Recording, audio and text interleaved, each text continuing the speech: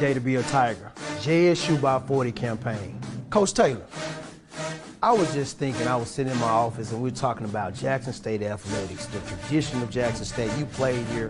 What if 50,000 alums gave $40 a month for 12 months? Man, that would be huge. That's money in the bank for athletic program. Let's do this, Coach. I'm challenging all 50,000 alumni of Jackson State University, supporters, fans. Let's give $40 a month to JSU by 40 campaign. 12 months, 12 million. September to August, let's win championships in the classroom. Let's support Jackson State University. Let's support athletics. And let's make sure our coaches and our student athletes are successful. So again, Coach Taylor and I are challenging you, all 50,000 alums, $40 a month for 12 months to support Jackson State athletics. Go Tigers. Go Tigers. Support the JSU by 40 campaign. Visit gojsutigers.com/JSU by 40.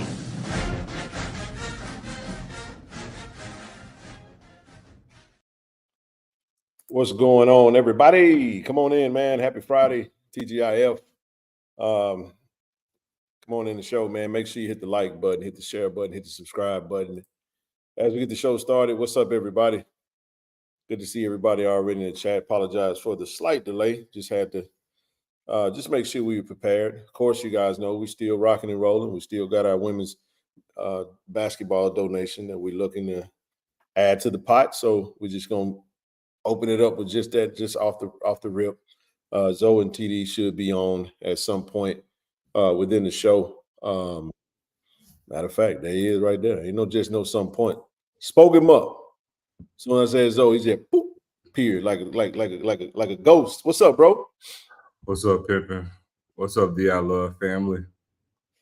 Oh man, you got it, man. Sound like you got your issue today on the job. Hey man, it's a great day to be a Tiger as always. As I was telling them, we got our women's basketball donation still going. We're still building that pot. Appreciate everybody that has donated thus far. Whatever is moved in your heart to do it, feel free to do that, man. But a lot going on, man. Whole lot going on. We spent Wednesday's show talking about our new women's basketball coach. We spent a little time talking about our new linebacker coach. Man. And now we got a lot of food. We got a lot going on in the world right now, man. We got rap beef. We got Ole Miss being Ole Miss, Mississippian. We got because I hadn't really talked to you today. I'm gonna just say one thing. Hey, let it rip, dog. It's Friday, man. It's fucking Friday. I haven't given this admission, so for the record, so y'all know, I am neither a Drake stan or a Kendrick Lamar stan. I like them both equally. And I'm, for the record, in the beginning, I was like, initially I was like, Drake don't want to with K-Dot. Then Drake came out with his stuff. I was like, oh no, K-Dot better come back with something. Today I'm gonna tell y'all right now, and I posted this on Facebook. Drake better come with some ether-like stuff, because ain't no standing 8 counts, dog. Listen, man. Because look, after today, dog. Hey, man, Austin texted me this morning. I had to look at my phone for a minute, bro. I'm like, wait a minute. I was like, bro, did Kendrick Lamar just drop another track? Dude. And that's the track that came out today is my kind of Kendrick Lamar. Now, listen, I rock with Drake as an artist, man. Not the biggest fan. But I am a huge Kendrick Lamar fan. Matter of fact, he's my favorite rap artist. I like Nipsey passed away, so I love K-Dot, man. He's one of the GOATs. Did you see what Drake put up today? Don't know or don't care. I don't care for the Instagram. I need bars. Well, here's the thing. What he put up? That's why it's important for me to say what I'm saying. Bars are coming. Of course. He gonna need some. Look, I fully expect Dre to respond. He has to. This will be the greatest. Like, he'll never live this down if he don't. Even if it's a dud, he got to put something out. But I'm gonna tell you something, man. I wouldn't even think to get into that. But I'm just telling you, bro. Listen, I've been saying this, bro. Leave that dude alone. Kendrick Lamar is a different kind of fella, man. Well, Kendrick Lamar dropped today. I'm gonna tell you what it is, man. It was almost like he was giving a eulogy. Bro, let me tell you what he did. Hey, you ever let me say what happened. See, I was watching some of the reactions on YouTube today. People talk about, oh man, he started off slow. I said, you don't realize the symbolism in what he did. I know the 616 in LA. People talk about the Nicole Brown Simpson, all that type stuff. But listen, he put a black glove up there, bro. So you gotta go there, right? No, it's true. Hold on. No. I know that's the same. I read through everything today, but check this out though. I just thought it made sense the way he approached it. The way she died, the way her, and rest in peace to her, man. We're not mocking that. It's just whatever it is, what it is. But through getting stabbed, she got stabbed to death, and so did the other fella that was with her. Was it Goldman? But Zoe, let me ask you a question, man. How do you get stabbed, bro? Like this is when you think about it. When somebody stab you, they got to get in close proximity with you. Close proximity. That's what I'm saying. Like that's what Take I felt. A little bit of life from you. The opening of the track was more like, let me just kind of lull you down, get a little close to you. Hey, I'm here to, you know what I'm saying? And then it's like when he switched up when he went to talking about how he was Raphael with the artistic and he finna, and then he started shaking the shit out of him. But it was surgical, artistic excellence, bro. No, listen. Layers to it, dog. When he started it off, if you listen to it, when he started off, man, it was almost like 75 times a day. Trust me. When he started out, basically, to sum it up, it was like he was doing a preemptive to beg for forgiveness for what I'm about to do. Exactly. Father, forgive me for what I'm saying his grace. He had his put his bib on. And then that's what I'm saying. It was almost like he was giving a eulogy. Hey, bro, that dude is blessed, bro. He blessed beyond measure. When you have these dudes that are just tapped into that next level of that higher frequency, man, you have to respect the artistic excellence that exists within these dudes. I don't know how they do it. It's a God-given gift. It's poetry. I know Brother C. Lee would appreciate. Dude, look at C. Lee. Just look at C. Lee, man. Oh wow. Okay. I was about to say he was. I was about to say hell he was. C. Lee would appreciate it, but C. Lee has he has empirical data that he actually told. He's always tied back to Prince, man. Look at C. Lee. No, but he said he was Prince. No. But let me just overall it. What he did today, bro. I tweeted. I said he basically, this dude made a song that you can clean up to. Brought the old school vibes. I ain't gonna get into all that because there's a lot that you can unpack with that. But I'll just say this, man. He really invoked. It was like hip hop terrorism, bro. He just invoked all the fear that you can possibly think of with your camp, bro. He telling you, dude, you got a mole in your camp. It almost sounded like he was trying to help. Like, bro, I'm trying to help you here, dog. I'm gonna slay you, but at the same time, I'll let you know it's some some real, whatchamacallit. There you go, Teeny Hodges. That's a fact. Now, that's what I was saying. Like, I didn't want to get into that, but the Al Green track, his uncle played bass. Here's a little nigga that I never told none of y'all. Teeny Hodges is a really, really close friend of my uncle. They all live in Whitehaven, by the way. Yeah, Teeny Hodges was actually Al Green's drummer. Hey man, let me tell you something, bro. I just want y'all to understand something. I don't care what Drake dropped. If I was Drake, I would walk away from this because I think whoa. No. I didn't say that Drake will. I'm saying because of you got to listen to the full statement. No, you say you don't care what Drake dropped. I don't. No. Listen to me. It doesn't matter what he drops in this respect. I think the way this dude is toying with him, he actually got a nuke bomb that he gonna drop on that dude. You can tell that he does, because I'm gonna just tell you something. The bars that he really could hit him with that could destroy this man's character and everything, he ain't even touched on it. He just he ain't went there yet. But here's the thing. No. I didn't mean it like I don't care if Drake dropped, like in the sense of like I wasn't meaning it that way. I'm saying like it doesn't matter.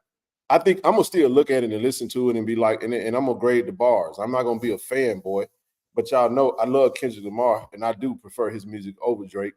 I don't care for the character of Drake. Drake lost me when he started siding with Sexy Red. Y'all, I hate Sexy Red, bro. I do, bro. Sexy Red to me, she make my attitude bad. Excuse me. when I see Sexy Red, bro, I just feel like she's an industry plant that's an attack on young black girls. And like I keep telling y'all, I'm raising young black girls, and I hate everything that she stand for, because y'all know how ever since 1992, folks been using music to program, you know what I'm saying, our culture and our community. You just look at the degenerate music that's out there, bro. And at the end of the day, Kendrick reminds me of the old school, you know, essence of what hip hop is. Not to say that Drake isn't, but I just think Drake is an entertainer. He's a huge artist that, you know, he's a lot of people tied to him. He's a megastar. So when you have those megastars, though, you tend to have, you got to keep that rolling, man. He's a money train for a lot of people. Doesn't mean he's talented. Doesn't mean he's not talented. Doesn't mean that he ain't got a hell of a catalog. It just means that I'm just not into all the different accents and all the different, you know, he on this vibe one day. He like Mos Def said, so many SKUs. You get everything. You know what I'm saying? I just prefer the I think I'm gonna say this and I'm gonna move on. The dopest bar that hit me today, Zoe, was the bar that was applicable to me. He's like, man, I'm sorry I live a boring life, bro. I just want peace. I was like, that right there resonated heavily with me. And I was like, you know what? I don't really care where this bar goes. I'm happy as a Kendrick Lamar fan because Kendrick Lamar is rapping. That's all I care about. I'm thankful that it is happening because I don't have to wait a gazillion damn years to get another album. I keep trying to tell y'all that Kendrick Lamar, to me, is the Maxwell of hip hop. I told y'all Maxwell is my favorite artist, R&B artist, but he just didn't drop enough albums. Well, he give you classics when he do drop. He'd go away for 2-3 years, and he come back, and you just fiending for Maxwell music. That's how he was my whole youth. K-Dot spitting right now, and I thought he went into To Pimp a Butterfly mode today when he hit him with the, you know. But it was surgical excellence, bro. I think Drake come with some stuff. I'm waiting to see what the Canadian gonna drop now. It's a lot of stuff, Chef Christopher. It's a lot of stuff, man. I ain't gonna go down and do because I don't want to sound like I'm anti-Drake, but I'm anti what he stand for. And anybody else that stand, it ain't just a Drake thing. It's just, you know, I'm anti, and I'm gonna say this too, and I'm done. I'm not mad that J. Cole bowed out. J. Cole was like, look, bro, I'm on a high frequency right now. I'm good on all that, bro. I'm ready to move on. You know what I'm saying? So he's like, I'm gonna bow out of this, apologize, whatever. I never fault a man for tapping into a higher spiritual frequency for himself and not wanting to indulge in bullshit. I just want to make the art and live peacefully. I can respect that. You know what I'm saying? That's absolutely facts right there. That's exactly what I'm trying to say about her, bro. She's not by herself. And Drake just too often he just co-signs fuckery, bro. That never really I can't rock with that, bro. And anybody else, it's not just a Drake thing. Anybody else that's not to say he don't make dope music and you can't get down with it and you know, that don't mean that the beats ain't catchy, but I'm sorry, bro. As I've gotten older and really just tend to pay more attention to the bars, that's what I prefer. So that's my take on it, man. It was a fun day. It's a fun day for him. You know who winning right now, Zoe? Who really winning? Nigga, the YouTubers. Bro, these reaction cats are killing the game right now with Patreon, YouTube, everybody eating. It's good for, I guess, it's good for hip hop. So anyway, let's move right along, man. On to some Jackson State stuff, man. We got the track meet going on right now. Shout out to Coach Thorne. I texted him today. We fighting, man. We fighting. The men were in second place when I texted him earlier, and the women were in third place. But he said we definitely battling. We're gonna actually highlight some of our brand ambassadors that represent the channel that's doing some big things out there. What you say?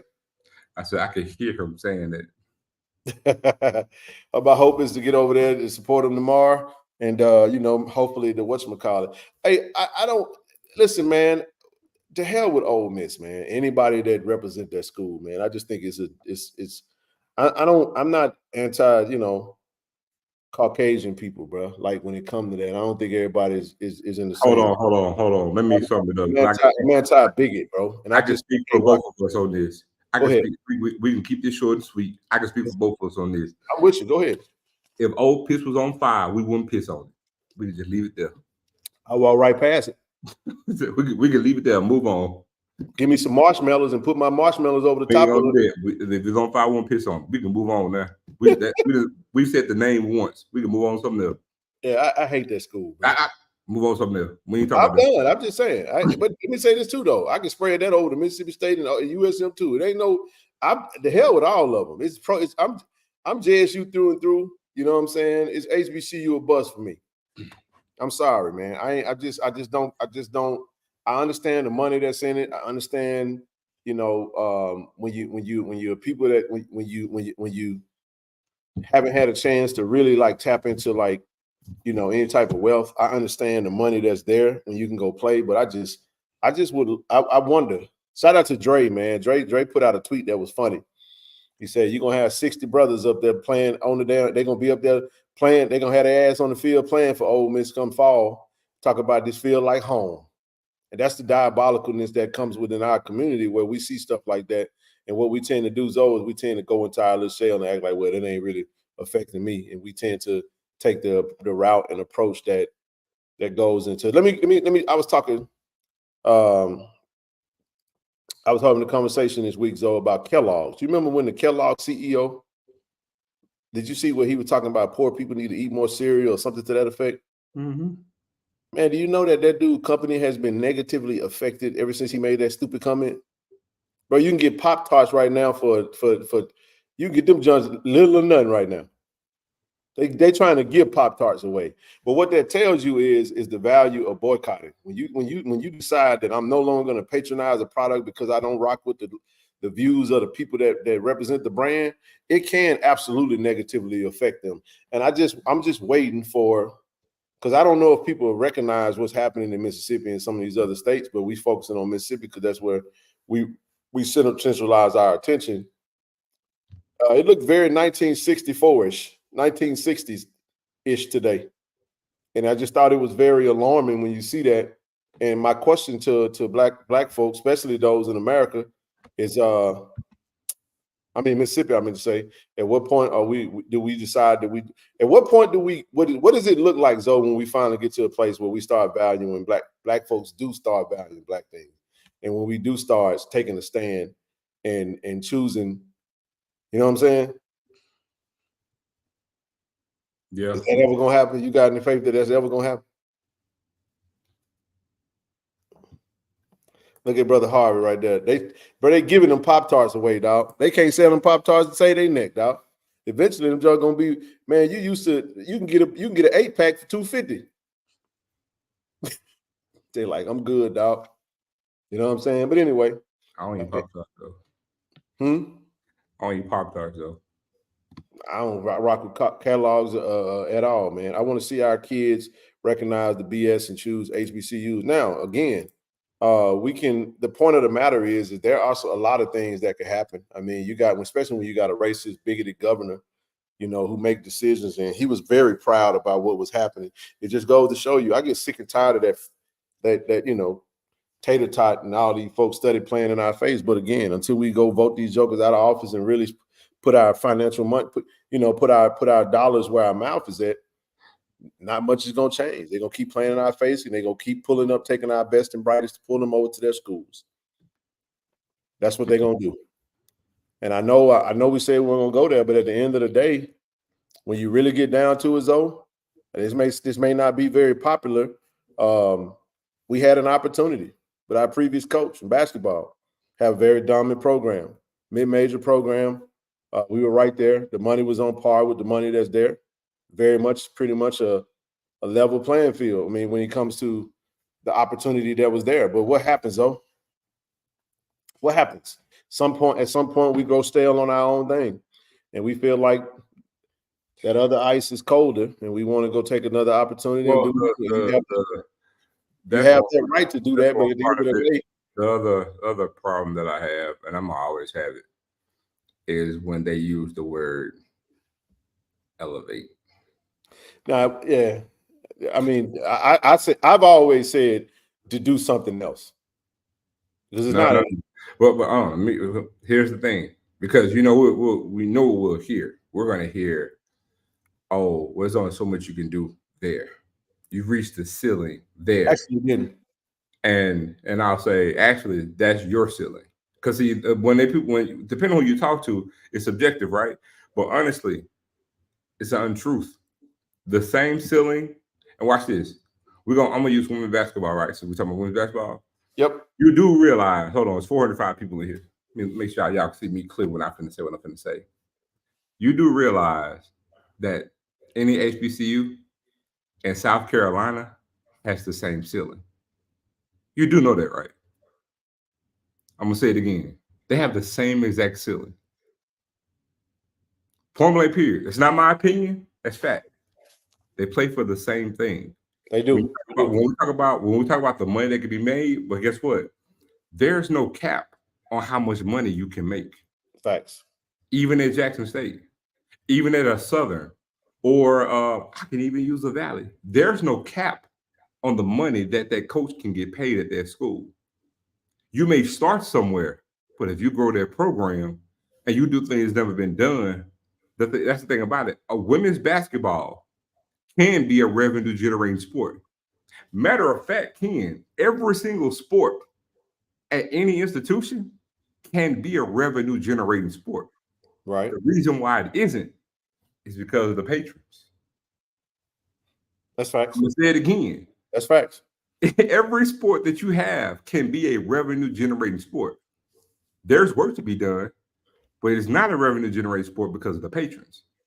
For an example, so let me paint a picture for y'all.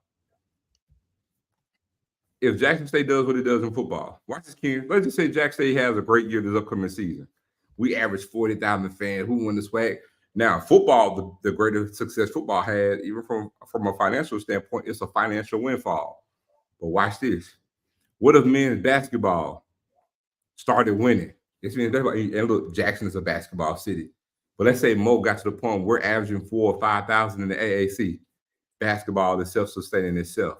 Facts. Let's say women's basketball, the new coach, she come in and she sustains the same success that Coach Reed was doing. But we get more asses in the seats. Say she getting 3,000, 3,500 fans a game. Women's basketball is sustaining itself. It's generating revenue. That revenue go back in their program. Guess what? The more money you make, now you can pay coaches and all these other things. Baseball is a non-revenue generating sport. King, is it non-revenue generating for Mississippi State? No, it isn't. Nope. Is it non-revenue generating for Ole Miss? No, it isn't. It generates revenue. So again, all sports can. But the thing is, we think less of ourselves and what we can do. Another thing, somebody said, oh, well, when you play those HBCUs, you're going to go to the NCAA tournament. You're going to be a 16 seed. You're going to play the number 1 seed, and only one team go to the conference. That's an untruth, too. The SWAC is a 1-bid league. It doesn't have to be. Facts. No conference has to be a 1-bid league. The SWAC has the opportunity. They can have multiple at-large bids. It's the truth. It can happen. It can happen. There's a pathway to get it. If you build up your programs up, I love what you're saying because it's facts. Facts over feelings, as we say. I'm gonna get a shirt made. Facts over feelings, bro. That's merch coming down. Shout out to Merch Pack, by the way. You playing for the same thing. It's not like football where you playing in a football championship. There's a buffer there. Hold on, I'm in control. But you're right. Here's the thing. See, in football, there's a buffer there, but the buffer is there on purpose to create a divide. Correct. But guess what? We're D1 and everything. There is no buffer in basketball. There's no buffer. There's no buffer in no other sport that we play. None whatsoever. We play for the championships. So to make the point, I want to say this. There was a leak we used in our previous head coach, women's basketball coach, as an example. You look at the leak. There was a leak that said that the offer that was made, which is confirmed, was 4 years. A base salary, 4 years, $250,000 a year. I looked at the salary of the coach who was at the job that she went to go take. For the years that she was there, she was making a base of $269,000. So if those numbers are literally correct, you're looking at it's really a lateral move. So that's why I say she just wanted to do something different. It wasn't. It's not an elevated place. You're not gonna. There is nobody that can sell me on. Now you may say, from a monetary standpoint and a setup standpoint in relation to how that state of North Carolina communicates and allocates funds and treats that university, may be way different than how Mississippi treats and deals with our HBCU at Jackson State, right? If you want to compare those, then you're going to look at that's why that school is going to have, you know what I'm saying? Yeah, again, that's maybe necessary, but since she got the coaches the salary she needed, that's fine. I mean, at the end of the day, when you say facts over feelings, again, I'm not going to deal with false narratives. That the notion that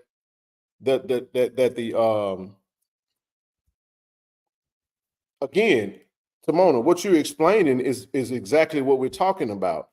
The shortage falls on us. NIL budgets can all be changed if we change our behaviors. All we got to do is invest in what we're doing. That's it. No. I'm agreeing. I agree. No. I'm gonna word it differently. Hold on, but I want to. Let me make my point though. Go ahead. My point is, again, every coach has a budget. You follow what I'm saying? And all of our assistant coaches was on salary. So what you can say is that all of our assistants got a pay raise. Now, what we're not going to sit here and act like is that I don't know what the athletic budget is, but I would have to summarize the fact that I'm sure that their budget is higher than our athletic budget. Just on the surface, without even doing any research, I would have to say I would think that their budget is probably, but I would have to fact check that to see what numbers we are at, right? But my point is, it's not about that particular situation. We're just saying how the shortage falls in different variables that are there. It doesn't mean that it's an elevated space. Okay, you got NIL. We doing NILs on this channel. Anybody could do an NIL deal. The question is, why don't we do them? And again, so what you're going to find out is that it's going to fall on us at the end of the day. I ain't got no emotion in this. We're just having a conversation about it. You follow what I'm saying? And how there's always a lane to get some of the things that you want. Is it a little bit more of a fight on our end? Probably so, because the biggest fight from HBCU standpoint is changing the mindset of the people who support the damn school. We've been talking about NILs for forever and a day on this channel. Now, whether somebody get it or don't get it, it don't make no difference if you don't see what we do or do whatever. We say it all the time, and I'm not directing this at you, sis. I'm just saying in general. In general. And any company in the city of Jackson, any company in the country can do an NIL deal with a Jackson State athlete. Anybody can. Yep. So NIL was very much so available to us here at Jackson State. Now, the question you got to ask yourself is, why wasn't it happening? You follow what I'm saying? There are answers to some of these questions, but I'll pause and let you jump in there, Zoe. No, I was going to say the most funny part about all of this, though, is that, you know, again, in Mississippi and for all HBCUs, right, we sit here and we act like we aren't in states where we're being denied everything that's given to us, you know what I'm saying, that we should be receiving from a financial standpoint. Yep. It is what it is. But what's so perplexing, though, is that we know all of this going on. You would think that every institution, the city, and all of its alums and patrons will go even harder, knowing that we're operating with one arm tied behind our back. You would think that, and that's the asinine part about it. Right. We know what we're dealing with, but then as a whole, we're not giving, and you know what I'm saying, on that spectrum, you know what I'm saying. So we truly could thrive, because honestly, if we really moved in our own bubble to where we really gave as a whole to it, a lot of it we can actually circumvent. And that's the shameful part about it. But in the big scheme, because again, we talk about HBCU in the bubble, but then when you step outside that bubble, especially when you talk about Black and brown people or who are familiar with HBCUs, the idiocracy that we actually see in regards to the devaluing of HBCUs in comparison to something else, because again, we devalue anything that's Black. Because even if we have the opportunity where you can have any HBCU, I'm not going to even talk about Jackson State, any HBCU where it really could thrive and elevate, a vast majority of us who has no tie to us, they're gonna shoot this shit down and dog walk it. You know what I'm saying? That's why, you know, and again, that's when you see, oh man, there's only so much you could do there. No, it's not. Hey, guess what? There was an HBCU that won the NCAA championship in women's basketball. It happened. Cheney, well, no, they lost the championship game, but they got to the championship game. Cheney State. See Vivian Stringer. She did it. She was there. Had the talent and got there. It can be done again. It can be done again. I think, again, the conversation. We don't want to see it, bro. This is the thing, though. Every time we had this conversation,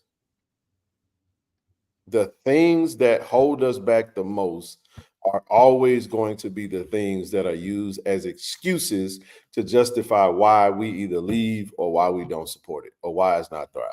Yep. That's just how it goes. And it's going to come down to number one thing, and one thing is always going to be money. So you're having a nuanced conversation where you're talking about institutions that really represent Black people. Told you HBCUs are really like Black America at the end of the day. So microcosm of Black America. Microcosm of Black America. We, you know what I'm saying, when you get both of your hands tied behind your back, and then you get both of your damn shoestrings tied together in knots, and they tell you to run a damn sprint. And you already off balance, and you're gonna fall. You got to get up. You can't use your hand. So of course you're gonna have to get creative and do certain types of ways or whatever. But the only reason I even brought up Coach Tamika Reed in that scenario is because it's very close. I could bring up another example, but there's going to be reasons why that's going to be that way. For example, Didi just committed. Shout out to Didi. Didi committed to Florida Atlantic. Mm-hmm. He was at Jack State 4 years. He graduated, got his degree. He got Didi had a right to go anywhere he wanted to go, just like the coach. Any coach in any position that get an opportunity that's afforded to them, a different opportunity, they can take whatever. That's all good. But when you start having a conversation, though, in football it's a little different because he did go up to the FBS level. You follow what I'm saying? But the G5 level at the end of the day, I mean, if we really did the things that we needed to do, the conference really could move into a G5 space. I think we kind of missed our time one day at the time when you were saying we all needed to jump at the time. We needed to jump. Hell, you got a school right now that's an FBS program that was literally a D2 at one point. And we're talking within the last 5-6 years. What was North Alabama? They was Division II, wasn't it? In the same conference with Delta State. So they moved from Division II to FCS, and now they FBS. Transition up to FBS right now. It's amazing how that happened in the time frame that it happened. And my question is, what did they do differently that allowed them to be able to do that? Was it just money? That's it. I'm just saying, like, because a lot of times, honestly, I'm gonna be honest. About that, hold on. They had the main resistance. I'm gonna tell you the main thing it was because everybody I was looking at it and say money. No, the main thing was the first thing. They were intentional on doing so. They had a plan to do so. Blue said it's still FCS. Blue, at what point are they moving up? Because I know they're supposed to be going to what I believe the Atlantic Sun deal. Because I know they want to move up. But even Jacksonville State moved up. Kennesaw State moved up as well. No, I'm saying I wasn't saying that they were FBS. Do they have a plan to move to FBS? Yes. Somebody mentioned that. Okay, all right. But here's the thing. The main thing is that they are intentional on doing so. That's the thing. And see, that's where HBCUs drop the ball at. Because again, man, let me tell you something. Man, do you know, Blue, correct me if I'm wrong. I think it might have been just 10 years ago, Ken. Just 10 years ago. Man, do you know the payout was low to move up to FBS? They're not moving up to FBS. They're gonna stay at FCS. Do you know the payout to move up to FBS, man? It was minimal. It was, but now is it what, $5 million now? Yeah, but everybody was like it was so expensive to move up. But man, like 10 years ago, it wasn't. Well, I think that ship done sailed though. I think no. I don't know. I'm getting it, but I'm saying I know it's $5 million now, but I'm saying prior to it even being $1 million, because it was $1 million, they just raised it to $5 million. That's who it is. Boom. That's who it is. Call it the state. So I said North Alabama. It's $5 million right now. They just changed it. It was $1 million, and it was $1 million for a few years. Before it was $1 million, it was way less. It was like nothing to move up. That's that Texas bread over there in Tarleton State. And look, it was nothing to move up on the FBS level. And so we were saying if in the 90s, we're like, bro, the SWAC, or they need to get a conference, pick schools, whatever. Just get 9 teams and have an HBCU FBS conference. At this point, I don't even want to entertain that conversation no more. It was met with so much resistance, and then you saw schools around us doing it. If we wanted to, but at this point, it is what it is, bro. Okay, let me see this. Is our athletic department intentional about reaching back to former athletes on a continuous basis? That attendance requirement didn't matter at all. So, in regards to this right here, I mean, in certain instances, I think we've thrown a few ideas around and even have had discussions with the administration, athletic administration, about possibly doing something like that. That would be cool. I mean, there's a lot of ways to do it. I think that's another way to get engaged. One of the things that we want to do, and I'm putting this out there for Zay and Willis Patrick and James Houston. Just signed a deal today. Yeah, he did. And our goal is to be able to partner with our former athletes that get to the next level to see if they would like to invest into the foundation to be able to sponsor NIL deals with athletes that are at their HBCU. You follow what I'm saying? Mm-hmm. It's always we don't do this, we don't do that. But the question, we movers and shakers is always, well, what can we do? That's my idea, but I'm not gonna go to them about money. They don't even have to give it to me. But I think there is a way for athletes to use whatever foundation to vehicle themselves into a way of supporting financially with NIL deals in the prospective sports that they may play or have played in the past, man. That would be dope. And that's something that we love to see. You see that at a lot of bigger programs, though. Former athletes that made it to the next level come back, reinvest, and donate back into those foundations, those collectives, and all of that. But for some strange reason, when it comes to us, we just tend to think that it's some foreign or far-fetched idea. And honestly, we just have to challenge that notion and just go for it. I'm a salesman, so for me, it's like you got to just tell me no. But closed mouth don't get fed. You don't get that you don't ask for, you don't get. So that's an opportunity there, I think. But it's amazing what we can be if we started valuing our own just like we value others. It'll take a little while, but I think what happens is those that got to go first probably not going to be willing to sacrifice because of the amount of money that's available to them at these other programs. You're just going to have to deal with a little side of bigotry. That's cool for you. You know what I'm saying? You got to deal with it wherever, but, if you all right with it, some folks don't really care about it. It's just like, what? As far as I am, I deal with it in the world every day. I might as well go get this bag. So there is no real do it down. We're not down for the cause or, unified like that. But anyway, we can move right along, man. I do want to send a shout out to our channel sponsor, Cannon Toyota Vicksburg. Appreciate them for providing transportation. Definitely expecting to head down to the track championship tomorrow. And we appreciate Cannon Toyota for providing us with the transportation so we can be mobile. Shout out to Clay, Billy, and Greg, and the whole crew over there, Shelby, all of them over there at Cannon Toyota Vicksburg. Auto Masters, man. Hit up. Listen, if you're in the market for a vehicle, man, we just got past tax season. It's graduation season. You got some young folk that's going to be looking for a vehicle. Go to the website, www.automasters06.com. Check out the inventory, see what they got. And if you're looking for a particular vehicle, hey, man, Terrence and Tim, give them a call, 601-927-7794.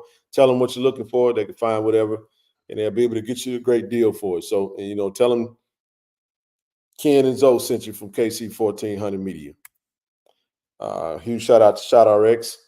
Dr. Ted, ShoutRx, growing their offices from Memphis, expanding into Jackson and over into Alabama.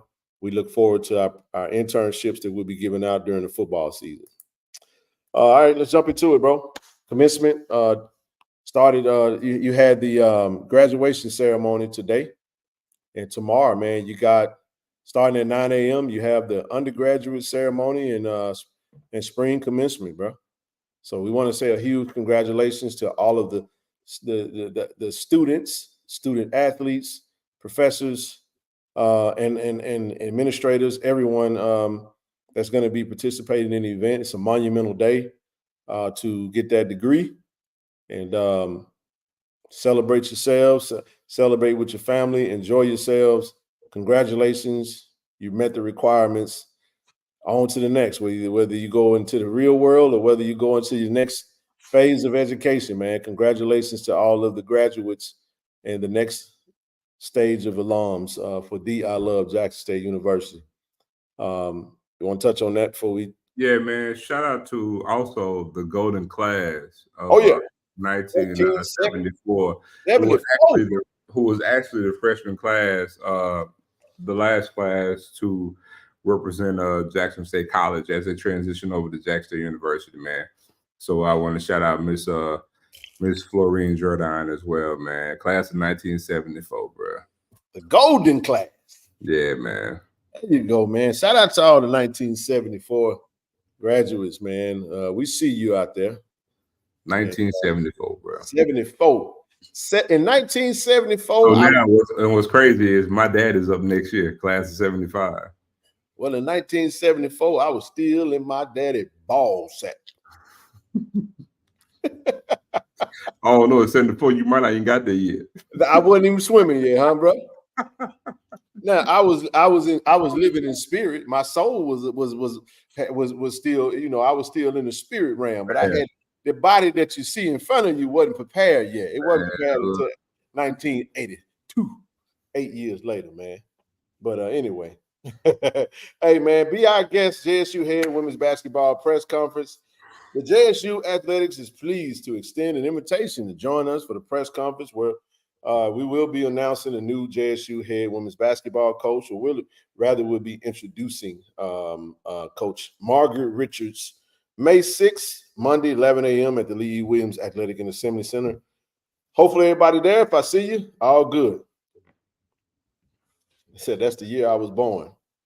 Yeah. That was also the year that Walter Page Sweetness was drafted to.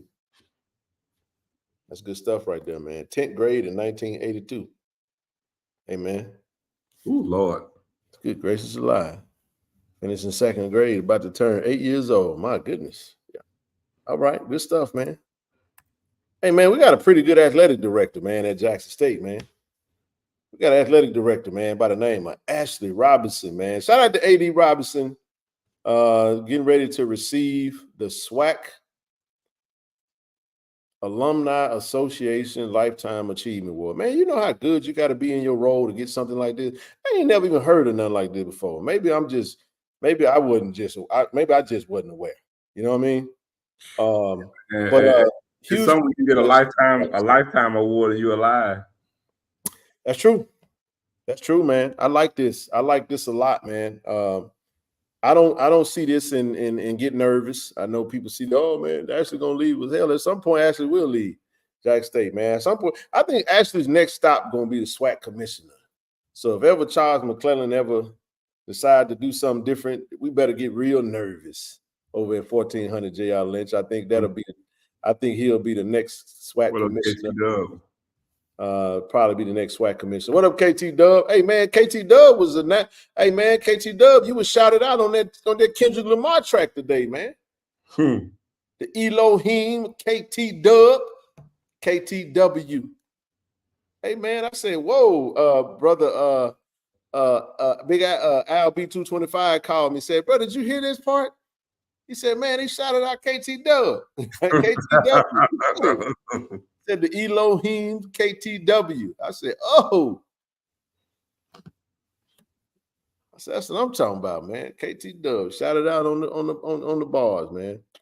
That's right. Lifetime Achievement Awards while you're active. To get a Lifetime Achievement Award while you're still young and vibrant is a blessing. That's right, man. We've been rocking and rolling under his leadership since 2018. Amazing 6-year run. We want this thing to keep going as long as it can. But just like with anything, man, Nothing lasts forever, not even life itself, as Zoe say all the time. But while we still have A.D. Robinson in the role, we just want to show our appreciation for him. Man, that doesn't mean that he's leaving anytime soon. It just means that we got a great athletic director, and his era has definitely, speaking of a golden era, man, it's been a platinum era under him, man. And I like his I trust his judgment, especially with the latest coach.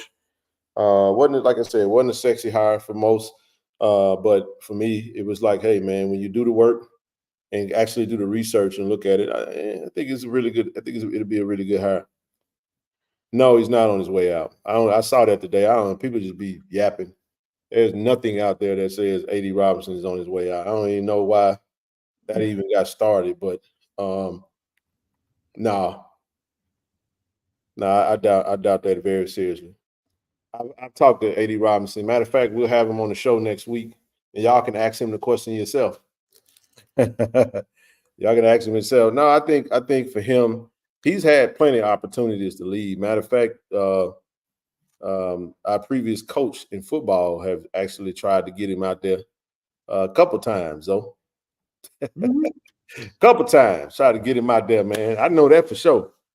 So, and he turned him down. It would have been more money, but I mean, I think he's found himself a great footing, and he's locked in on his path, the path that he want to go down. And sometimes when you walking in your purpose and you doing what it is you want to do, no amount of money can take you away from your purpose.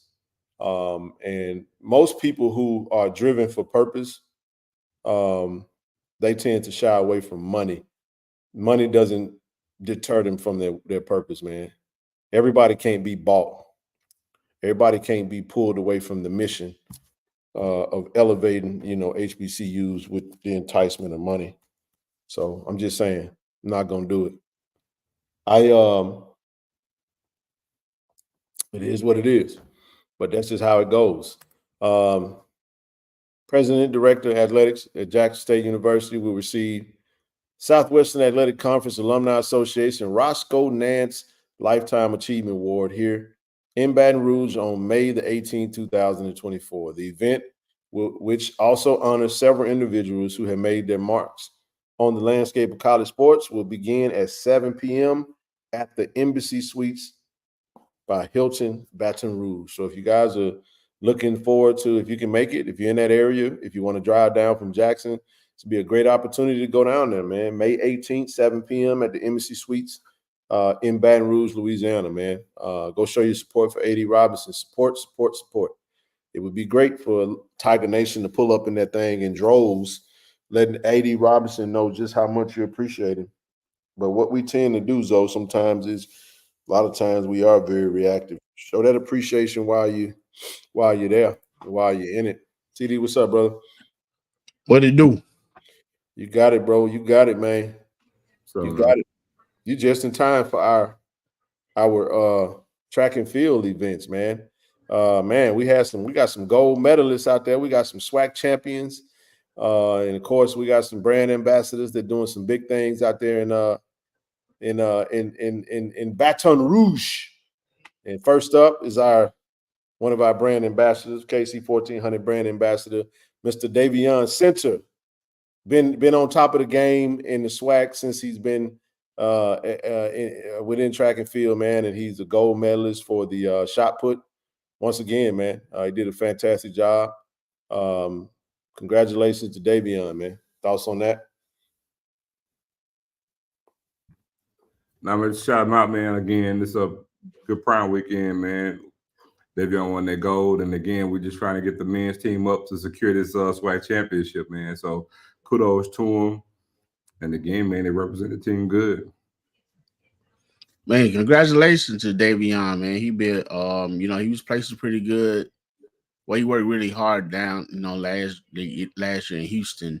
Mm-hmm. So, even meeting with him, he has a great spirit and personality, and intent about doing what he's doing. I mean, he was excited for the brand. He was excited to be an ambassador for the show, man. Now he putting in that work. You can tell the coach Thorne has a high ceiling for him, and he has a high ceiling for himself. So actually he's proven that by winning the gold medal. So congratulations to him, man. Keep doing your thing, brother. Yeah, man. He was the SWAC Athlete of the Year preseason. He was a gold medalist last year, and he's back doing it all over again, man. Congratulations to him. Proud of him, man. Proud of you, Davion. Shouted him out on Twitter. Next up, another one of our ambassadors, another gold medalist, man. Trey, Lillian Dudley. Did her thing, shot put out there serving them up, man. Another she was the same athlete of the year preseason, and been a SWAC champion several times, man, and gold medalist several times in her tenure in her prospective position. And we're proud for her to be an ambassador of this platform. And if you guys follow them, they always shout out the show and post it on their social media, man. And it's part of our NIL partnership with our track athletes. So this is one thing that we're doing. We're doing it in the track lane. We're gonna do it in the women's basketball lane, men's basketball, and we're just gonna continue to grow it, man. If you guys are interested in joining what we do, hey man, give us a shout, man. We always looking for growth. Shoot us an email, KC-1400mediagroup@gmail.com. Get active with us, and we love to grow our footprint in this NIL collective branding space. So congratulations to Lillian, man. She did her thing. Trey out there throwing that disc, man, that shot put heavy as hell, man. Yes, sir. For her to do her thing, congratulations, sis. Yeah, man. Hey, she plays in Houston too at the SWAC championship too, Ken. Yep, another SWAC champion. Yeah, man. And the thing about it, Ken, all these young people have great personalities. You know what I'm saying? They have great personality, and they're very appreciative and they're very humble, you know what I'm saying, and straight about their craft. So I enjoyed talking with them, man. I'm glad to see that they living up, to expectations and doing their thing. So congratulations to the track team. That's right, man. Gold medalist, SWAC champion. Next up, another brand ambassador. We got Vinny the man, Vincent Wilson. He was bronze in the decathlon today. He wasn't gold, but it's okay. He still medaled, and we're proud of him. Got to get them points, man, for the overall team score. So for him to get that bronze, we're definitely proud of him. And what's funny about Vinny, I got to say this: all of Vinny's pictures, man, he do something just like that. He cool as a cucumber, man. Yeah. he was one of the hardest people to find. Look at you see the photo, you see the background photo. He got the every photo that Vinny do, man. Vinny got some form of some. He got such a great personality, man. Got nothing but love and respect for these athletes, and we're absolutely proud of him, man. Thoughts on Vinny? Anyone before we move on?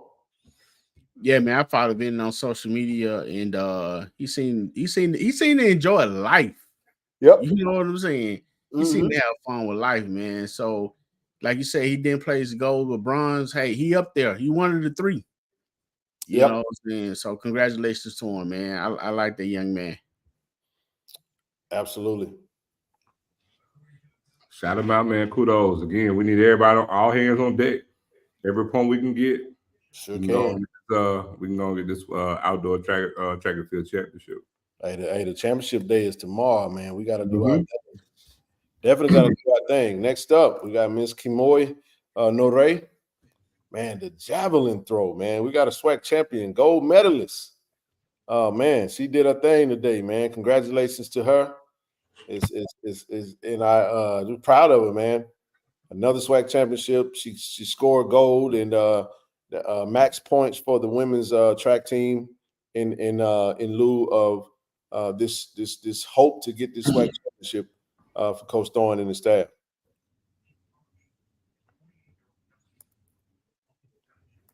Proud of her.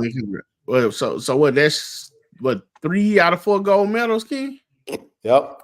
And make it 4. We got another gold medalist, Miss Melanie Garber. Long jump, man. Long jump. Gold medalist, Jack State University. Congratulations, sis. for doing your thing, man. So we got 3 gold medalists on the women's side. We got 1 bronze on the men, and we got 1 gold. But we do have we got 2 bronze and 1 silver. I'll show you. They're coming up in the long distance running event. But we just want to say congratulations to her, man. Hey, man, long jump, you gotta have some hops, man, to get it to take off flat-footed and jump far enough. But to get gold, that means she's the best jumper out there, man. Might have to see if she got some hooping skills, man. Put on the we need some damn basket. We need some hoopers, man. I tell you what, it is not easy too, bro. That long jump is not easy. No, it ain't. If I did the long jump, I probably couldn't. I couldn't even beat her jumping. Joe could. But congratulations to her, Milani. Great job. Proud of you. Keep up the great work. That was her on the podium with the silver medalist and the bronze medalist. Next up, we had a long distance runner. You know what? I didn't even get their name. I apologize for that. They didn't put it up. They just put our name. So we got a bronze and a silver in the long distance. Let me tell y'all something, man. You see this dude in the middle? TD, you remember him? Shit, I remember him. Maybe the last track meet. That son gun he don't ever lose, bro. He from Texas Southern. Yeah. What's Zoe? Yeah. I'm laughing at your ass. Hey, bro, no, I'm dead serious, bro. Like last year, this dude, bro, this dude the real deal, man. Real deal, bro. He the real deal, dog. I sat there. I watched it last year. Look, I said, TD, you remember him? He said, shit. I remember him, bro. No, I'm telling you, I remember him, bro. He had a healthy lead. A healthy lead, bro. That dude, he kept an unbelievable pace, bro. Yeah. You would think he would. You start a little too fast. You got to pace yourself in the distance, bro. You know the mile run. And bro, I'm like, man, this dude, he moving too fast. I mean, he was the one expected to win anyway. He was the favorite, 100%. Yeah, he was the favorite to win anyway.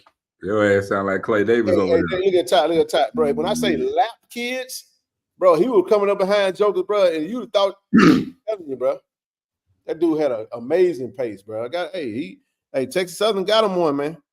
They got him one with that one. You know what that sound like Clay Davis? Yeah. Congratulations, man. Moving on to men's basketball, man. Coach Mo Williams dropped his camp dates, man. Coach Mo Williams got some camps coming up. He got the team camp June 12th, and he got the June 15th through 16th elite camp, man. 9th grade through 12th grade. It's a great time to actually, recruit. So pretty dope. I love this graphic, by the way, man. Austin, did you do this graphic, bro? If you're watching, I love this, man. I'm loving the artwork and the graphics coming from the university right now, man. And it's not an age. It's not an age on that team camp. What's the age? Is there an age there?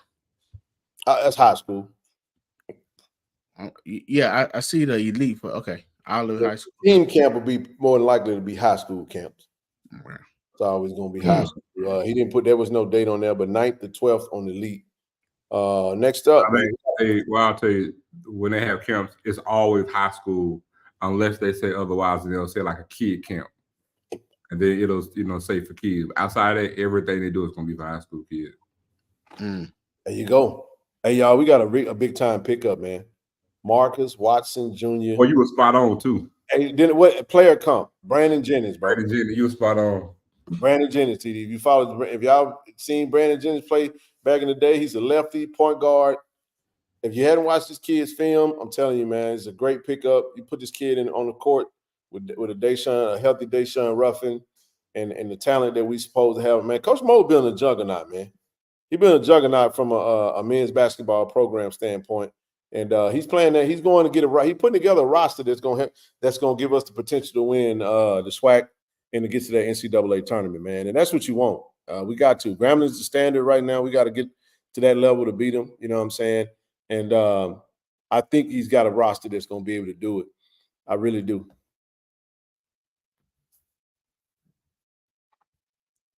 And did Grambling lose anybody? Or they got they whole team coming back? Y'all know. Honestly, I don't know, man. I'm pretty sure they lost some talent. I expect them to be good next year because I don't think they lost a lot, but they lost a few players. But they got a really good squad, man. Good coach, good system. They play tough, and they got a winning pedigree right now, so they're gonna be the team to beat. You got to go get them. Where's this young man from? I'm not really Chicago. I want to say I think he's from Chicago, another Chicago kid. If I'm not mistaken, y'all correct me if I'm wrong. I didn't get it. I didn't look into his background. I just looked on his page, watched his film. I like that, man. I really like. I like his game, man. He on his IG on his Twitter page, he has a video clip of him playing when he was at one of those AAU camps, man. He was doing his thing, bro. He's a quick twitch guard. He's real quick, shifty, left-handed, shoot off the balance, dime you, no look dimes and play with an aggressive style, man. So he was at a junior college recently, and I think he'll come to us with 2 years left eligibility to play, man. Excited about him. 2 or 3 years. But we'll see. But this was a great pickup. Came out of nowhere. There you go. Up here in Chicago, Morgan Park. There you go. Appreciate that, Mario. He said, up here. He said, he came from my city. There it is, man. Hey, man, we got some more clinics, man. Moving on to football. Listen, y'all, we got this women's clinic. Hey, this was a phenomenal turnout last year, man. Shout out to Coach T.C. Taylor. But you see the first lady on this thing. You see Miss Dunn on this thing. So I know Michelle was there last year, but this women's camp actually was a phenomenal turnout. So registration is open now. Go to football operations at JSU ms.edu. And if you're interested in signing up for this women's camp, it's going to be June 15th. What you guys owe? It's funny how we started the show off. What? Drake didn't drop. Oh, he did? That's smart, though. That's smart.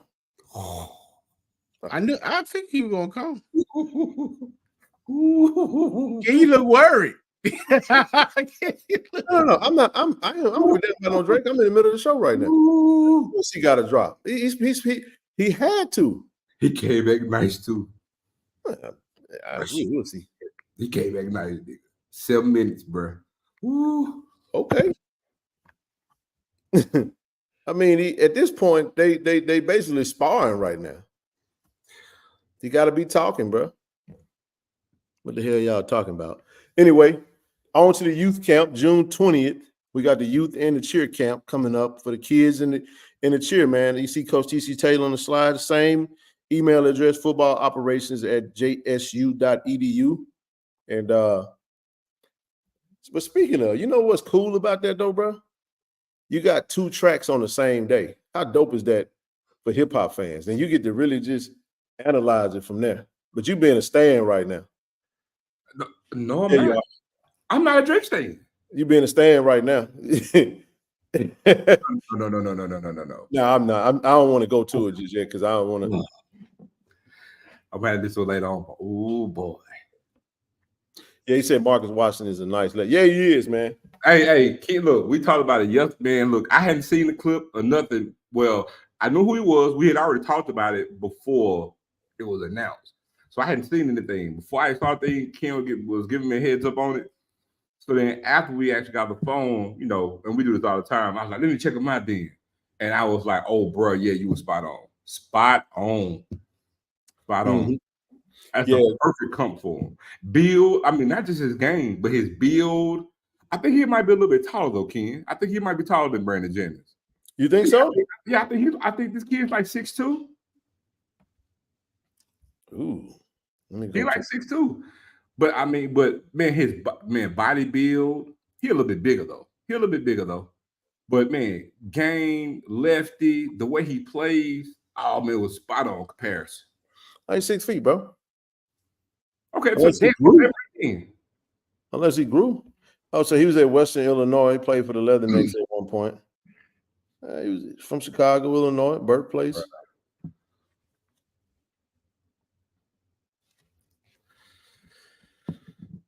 Yeah, 6 feet guard. I mean, okay, I'll take that. And again, like I stated, that's the last slide we got though.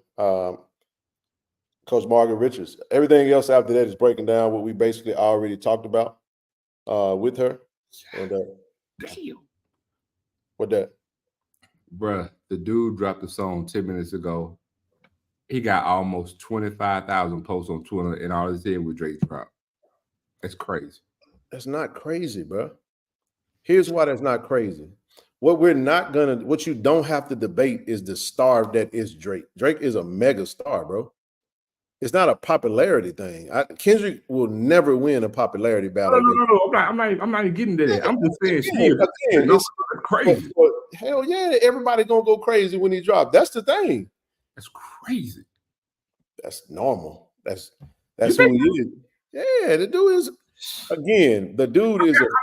I know it's gonna do numbers. I'm not acting like it's not, but I'm saying, bro, it ain't been 10 minutes. No. I'm saying that if the popularity was an angle, you said I dropped the track and I had 25.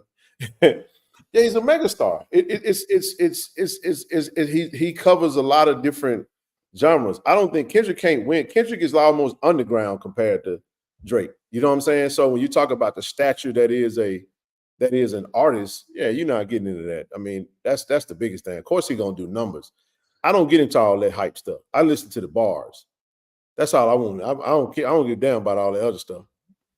We're gonna see what the bars is. The reason I wanted Drake to drop because I want Kendrick to drop what I know what he's sitting on, what I feel like he's sitting on. Because I think the next one that he dropped gonna be a nuke bomb.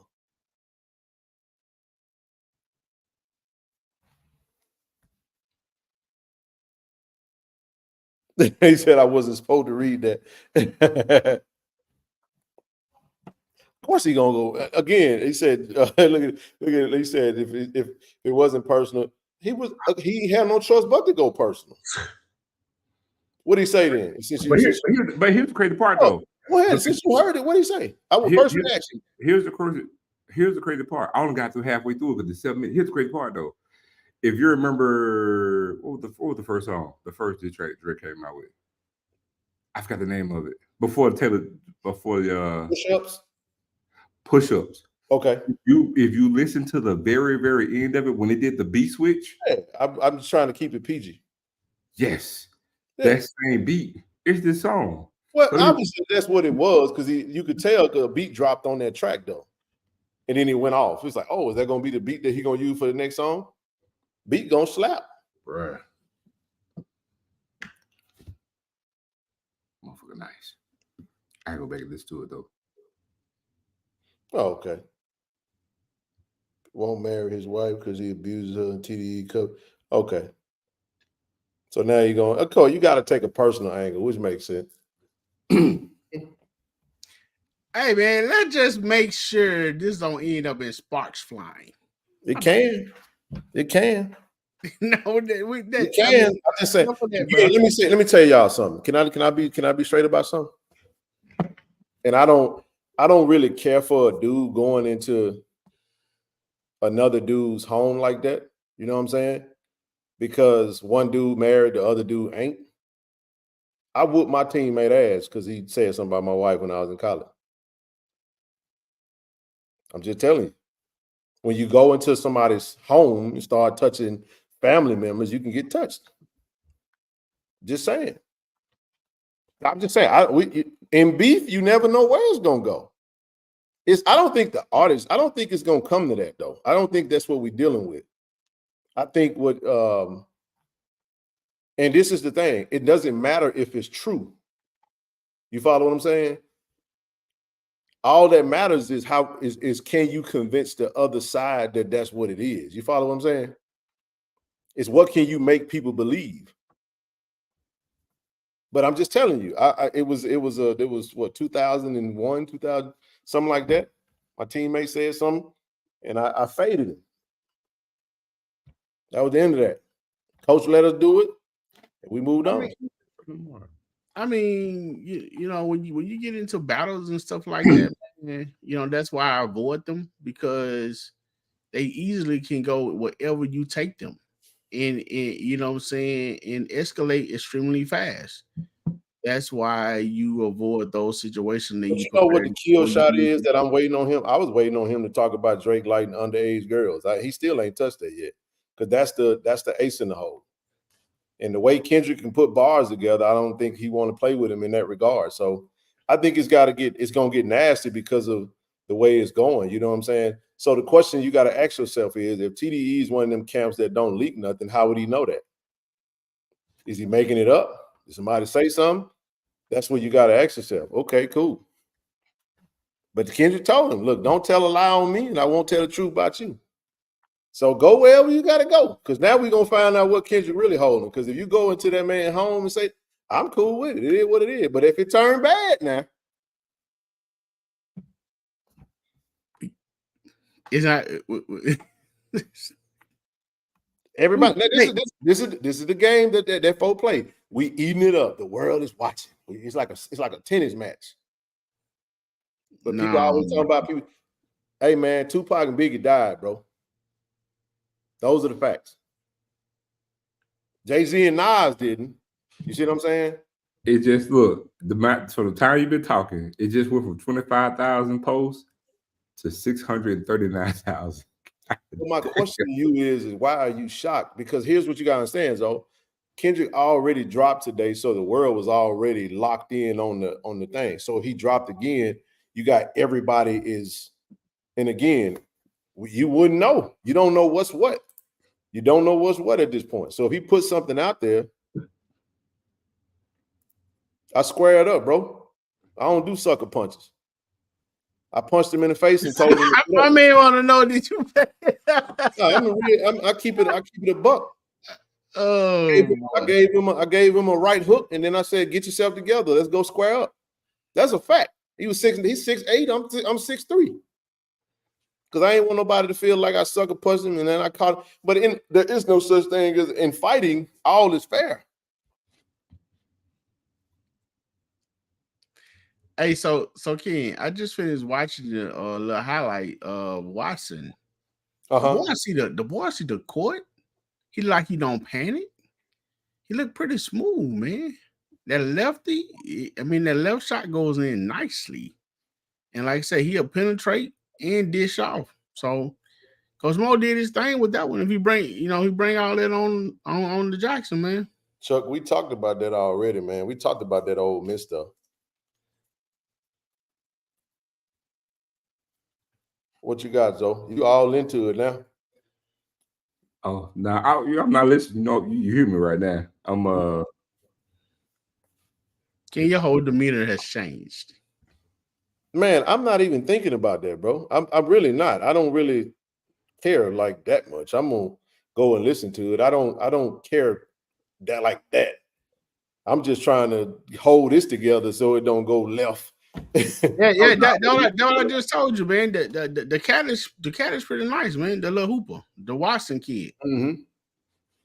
What you say, TD? The what? Watson. No, before then, the what? Watson kid, man. No, you said something else. You said a Watson kid? Yeah. Oh. You said something else. I'm like, what you say? Marcus Watson Jr. Yeah. He's nice, man.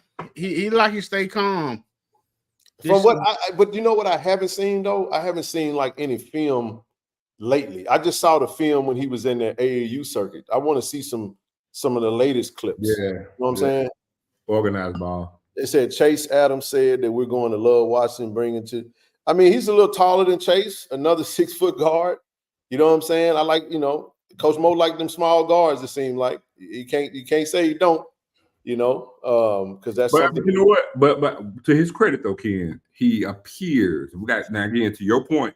We got to see on some organized ball. But from what I saw on what was posted, he looks like he got a pretty consistent jumper. You know what I'm saying? But I got to see this organized ball. That's all I'm thinking about. It looked too easy for him. I mean, that clip, but see, that's the Ken's point. But see, that's the Ken's point. We need to see organized team ball. Right. And see what that's like. To Ken's point. So look, if you got somebody like that, Ken, you think Coach Mo gonna let him run? Yeah. Ooh. Well, I mean, if you take a guard like that though, for real, and we're gonna run regardless because now Deshaun on the floor. That's what I'm saying. You put a guard like that on the floor with Deshaun, and then you gotta keep in mind, I mean, as of right now, what we got? Jamie Mitchell coming back. You got we got a big that we picked up. We hadn't announced it yet, huh? No, it hadn't been announced. They weren't gonna do an announcement. But then you have the young guards that's gonna be playing too. I like the young guards too, because I think the kid Dorian is gonna have he's gonna get on that court, man. Bruh. I'm gonna tell you this. That kid plus Deshaun with a young that they built, because you know it's under the tree at the end of the basketball season. You know it's under the tree. One of the top guards in the country. Under the tree. Who? Are you talking about one of the ones that we just signed, or you talking about? I'm talking about after next season, 2025. Oh, okay. I'm talking one of the top guards in the country. You know, we can't speak on it now, but you talking about that's coming. We know what's coming. Can he get to the basket? Who get to the basket? Shoot me an email, KB. Shoot me an email. KC-1400 Media Group at Gmail. And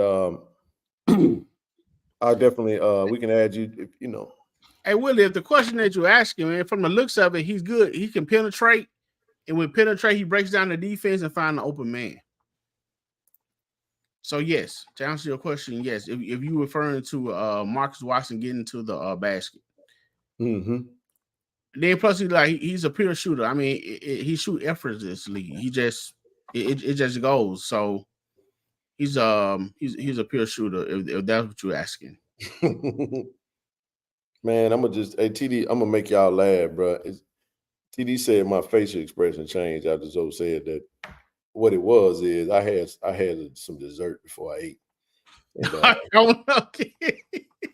and then I had a little ice cream, and a brother a little lactose intolerant over here, so I'm over here like a baby.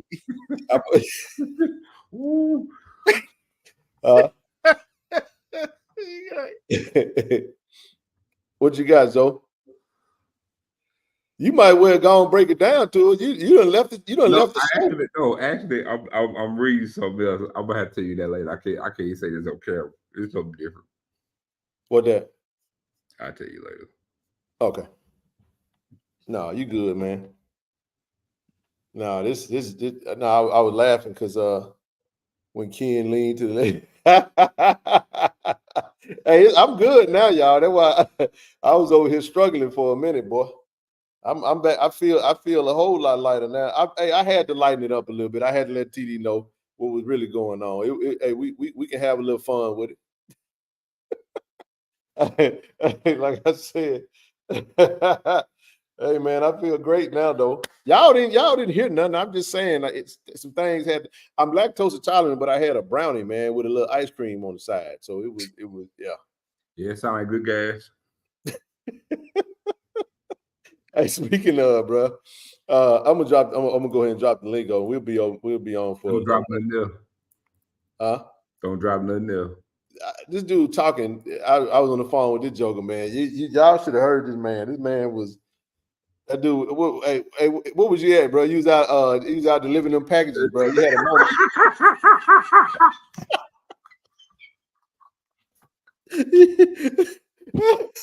Hey. Boy, ain't no worse than listen to a joker. Boy, I forgot about that one, boy. Hey man, when that thing grab you, bro, at that point he trying to figure out, do I stop by the service station? That joker driving that mail truck, like it was Ferrari, dog. I forgot about that, bro.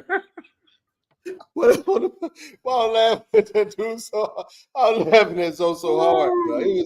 It was funny, man. We on the phone. He's like, ooh, man, I gotta get there, bro. It sounded like Pops on Friday, bro. I said, bro, just go to the whatchamacallit, dog. What you say, man? I think I can make it to the man. Get out the way, man. He got road rage and everything. Look, I was like, I just gotta find me a Publix, dog. Margo, what's up, baby?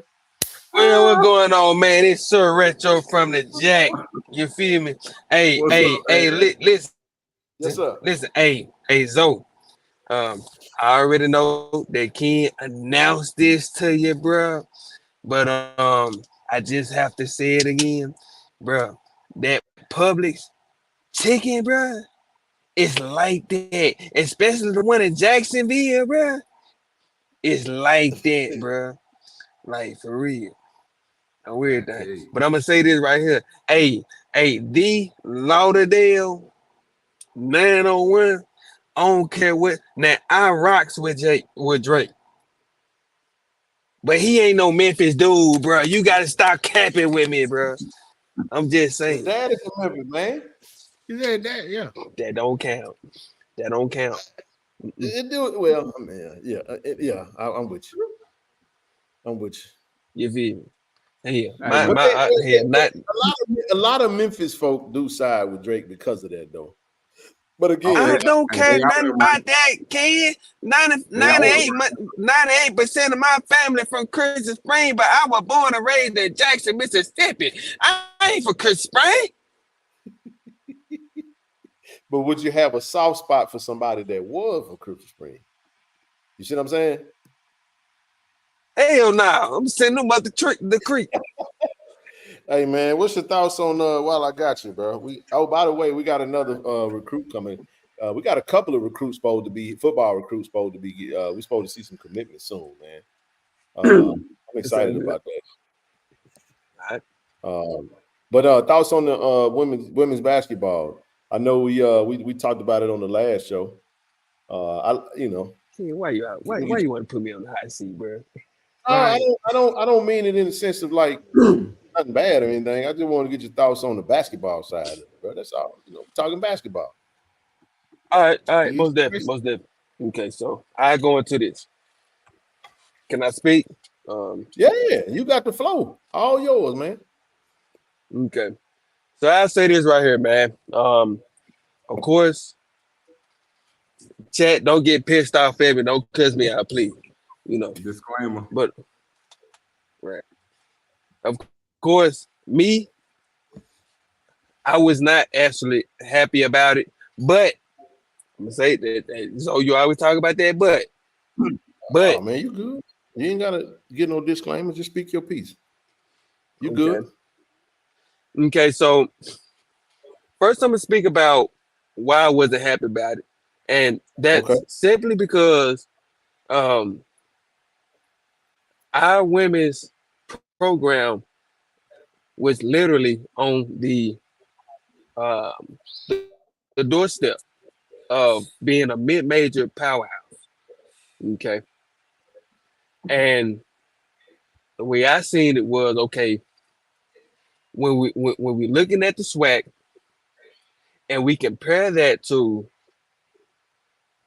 the higher, what will be deemed as the higher conferences, right?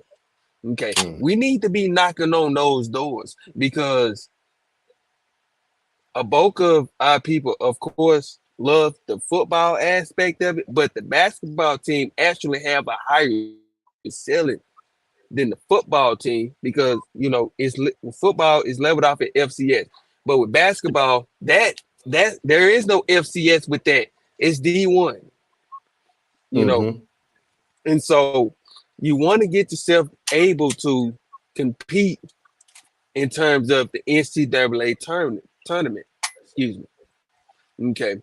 Well, we want to win the SWAC. Well, we've already done that. How the next step in terms of that is getting ourselves to the position where we can potentially get an at-large bid. Meaning, it don't matter if you win the tournament or not. Your non-conference record, let's just say you play a pretty strong strength of schedule, and you win a bulk of those games, within you can potentially put yourself in the conversation of, okay, well, whether they win a non-conference or not, they beat some top teams, some real top teams. Let's just say like your Texas or your Kansas State or your Oregon State, etc. If let's just say we mess around and have a slip up in the conference tournament, but we beat those teams and we have a pretty much a consistent year by year record of 25, and whatever. More But than likely it's gonna be 3. Go ahead. But do you think that we needed to keep our coach in place in order for that to happen? I mean, as an athletic director, when that coach walk out the door in this transfer portal era, and then you get the majority of the team at the time frame that it is, do you understand the hire in that capacity? Because I think AD Robinson absolutely wanted to do and continue along with what you're talking about. Because I feel like we all feel like that's where we were. We were in top. We finished top 10 in the mid-major poll in the country under Coach Tamika Reed.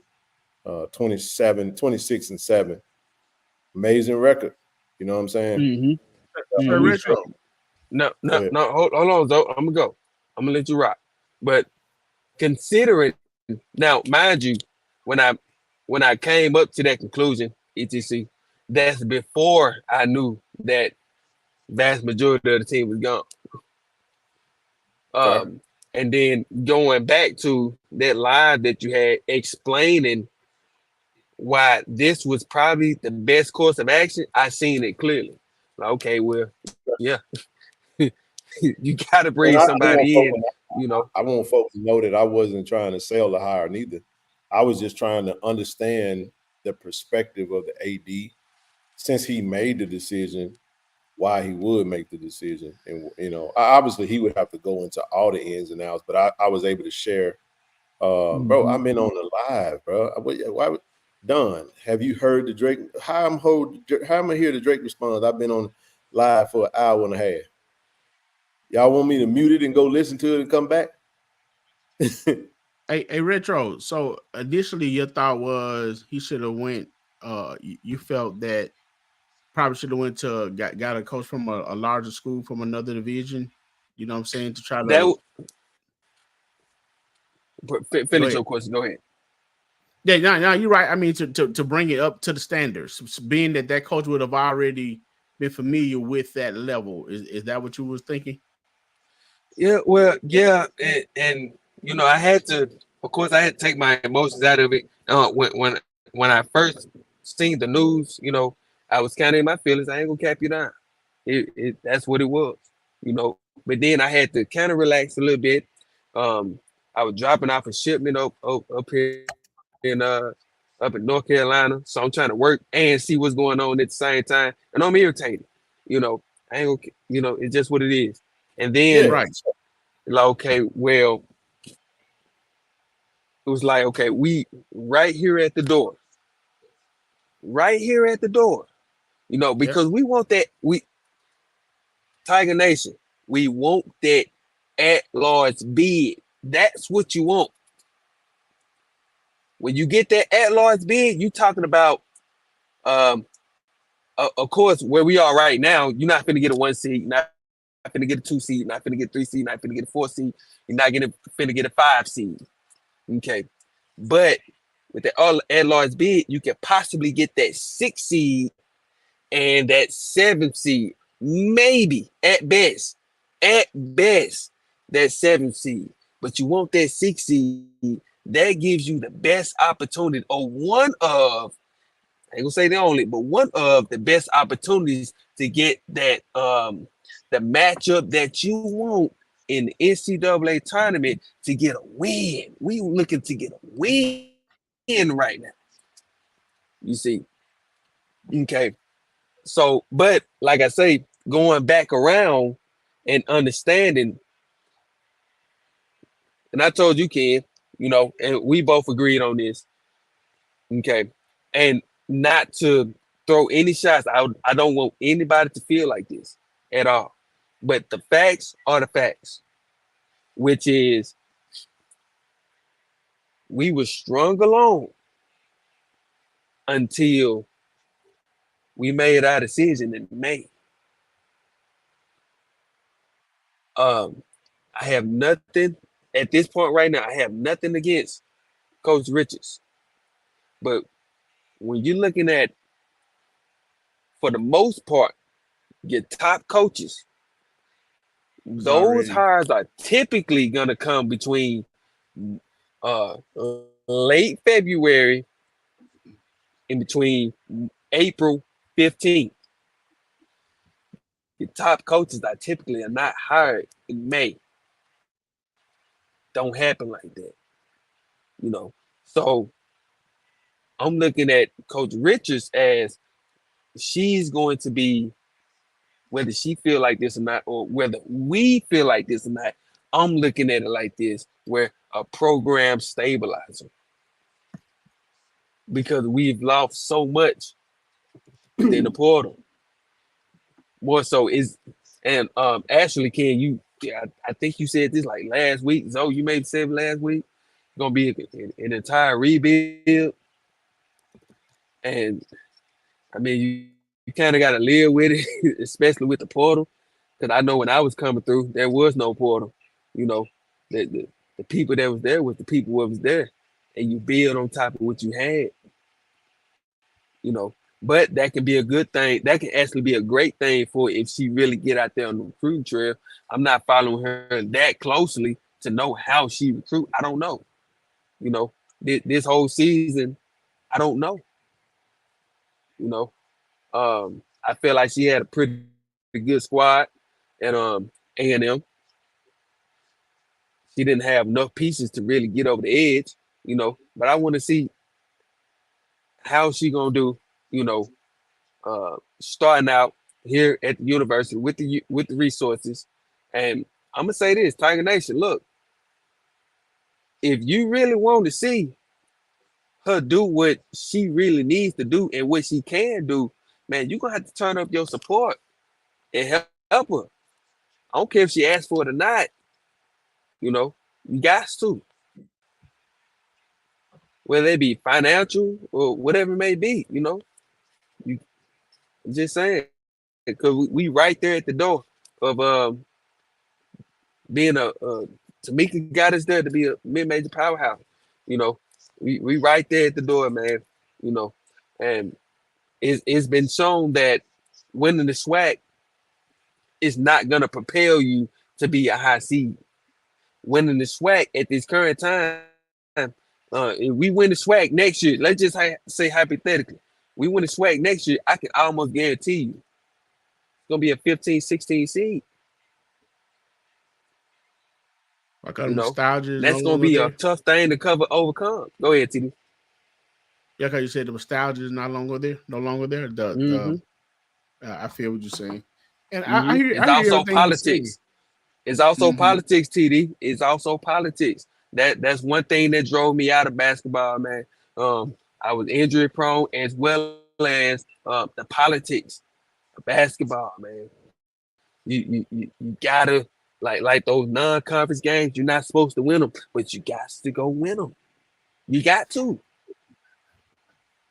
Hey, Retro, let me say this to you, man. I thought about you probably. Hold on, bro. Okay. I'm 447 in, so I'm gonna tell you right now. I'm gonna dissect the shit out of this. He had something in the first. I'm talking about the track though. He had something, bro. Here's what I don't like already. He started dressing them other dudes, bro. You could have saved that. I agree. God damn, Drake. He had it, bro. I agree. He went into they're gonna kill him for that. But hold on. But then hold on. Well, I want. I'm with you. I'm No. I'm about to say something, but I'm waiting till you listen to the whole thing. No. Go ahead. I didn't mean to break. I'm 447 in. Listen to me. I like this. I agree. No, I'm going to tell you because you heard the whole thing. I'm about to tell you. No. I'm going to tell you. I agree with you, but I was going to say something, and I got to wait till you listen to the whole thing. Come back to it. Go ahead. I apologize. I'm going to take these last 3 minutes, and then I'm going to come back because I don't want folks to keep. I want to hear it. Y'all going to see my first reaction. Go ahead. I'm going to shut up. I'm back on mute.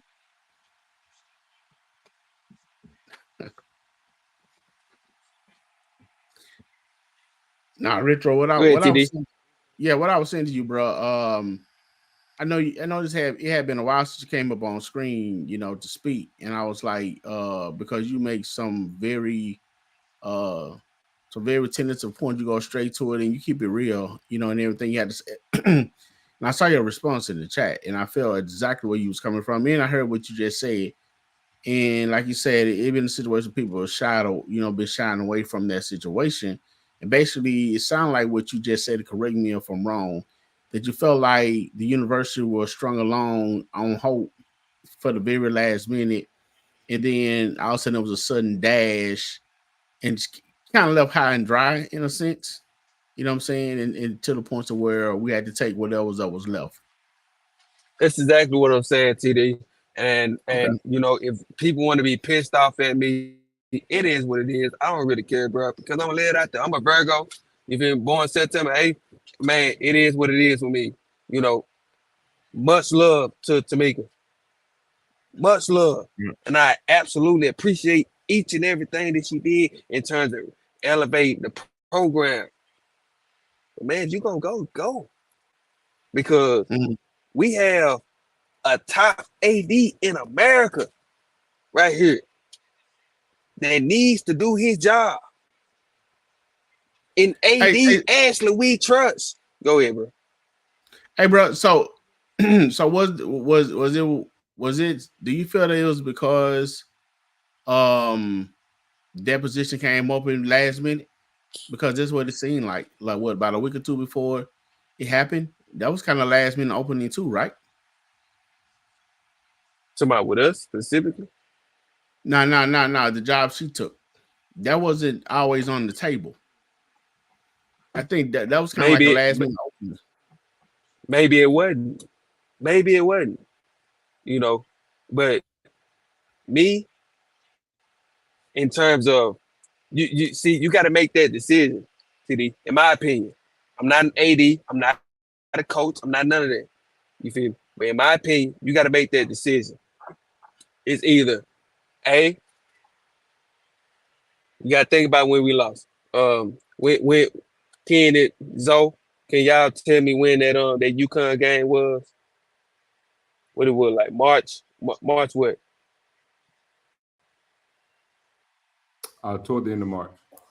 Last week of March. Toward the end of last week of March. Man, it couldn't have been the last week. It had to be early March. No, the conference tournament is always the first part of March. March Madness is essentially in the end of March. What we on there? Talking about when Jack State played UConn. I listened to it. He did exactly what he was supposed to do. It was at the end of March. Okay. So for those who ain't listening yet, the month it was March 23rd to be exact. I'm saying it's the end of March because the championship game is always the first Monday in April. March 23rd. Okay, let's go there. Y'all said y'all gonna let me rock. I'm gonna let me rock. Okay. Before you rock, let me get this in there real quick. I just want to get this out the way so it don't become a distraction anymore. I listened to it. A lot of juicy personal stuff. He went extra personal. That's what I see what Blue was talking about. It was good. It was a good response for what he three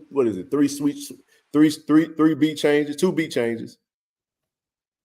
Went personal, talking about he hit his wife and all that good stuff. For those that ain't listening, that was good stuff. Now I think he's finna get nuke bombed though. But I agree with you though. In my personal opinion, I agree with you though. I agree with you. He should have never changed like he did. I agree with you. Well, here's a crazy. I was gonna say he went back to it. Here's what's funny. The reason that happened, and this is my personal belief, and I'm gonna be done with this after that. I think after Kendrick dropped what he dropped, he had to go back and add something to it. That's why it's so long. He had that last part he added to address everything that was said. That first part with that PG stuff, he probably already had that. Had that in the can. Then he had that in the can for the other fellas. And that last part, hey man, you got to go talk about da. It's cool. I like that. I mean, I do. Now you got to see what Kendrick gonna do. They're gonna dissect that, and everybody gonna act like he won. Now all the Drake stands finna dick ride for the next however long until Kendrick drop again, and they're gonna act like it's the greatest shit that he ever dropped on earth. It was a Drake track. It was good bars. It was a good response. I give Drake credit for it, but it ain't nothing surgical. But ain't no layers to it. He just basically spilling tea and he making it rhyme. Good response. All right, I'm done with that. Let's move back on. Go ahead, Sir Richo. You got it. Hey kid, I'm gonna say this and I'm gonna move on. Bro, look, I'm a huge fan of Drake. I'm a huge fan of Ken. But when we talking about battle rap, Drake don't compare. Nah, he's not a battle rapper. He got bars. He's though. Not a battle rapper, bro. He got bars. It It was a very typical Drake. I'm gonna go petty and messy. To be honest, neither one of them are battle rappers. Well, I mean, Kendrick is more lyrical. He's more lyrical, but neither one of them are battle rappers, though. Yeah. I'm not gonna go down that road again. We'll come back to it. Get back to the coach. We can finish up the show with this because I'll go all the way on the deep end with the rap stuff, but let's get back to it. I'm pretty much done. I don't have no more slides, but I want you to get off your chest what you got. Yeah, we can turn it into a last hour. Whoever wants to stay on, we can talk about it if y'all want to. I don't really care. That's all I'm gonna do anyway. I'm gonna go back and listen to it again. Don't have replay value to me because it ain't really good music. It's just gossipy tea, but it's dope bars though. So I ain't gonna discredit and sound like no Kendrick stan. He did his thing. Go ahead, bro. Okay, so that with TD, the thing is, okay, I played college ball, I played pro ball.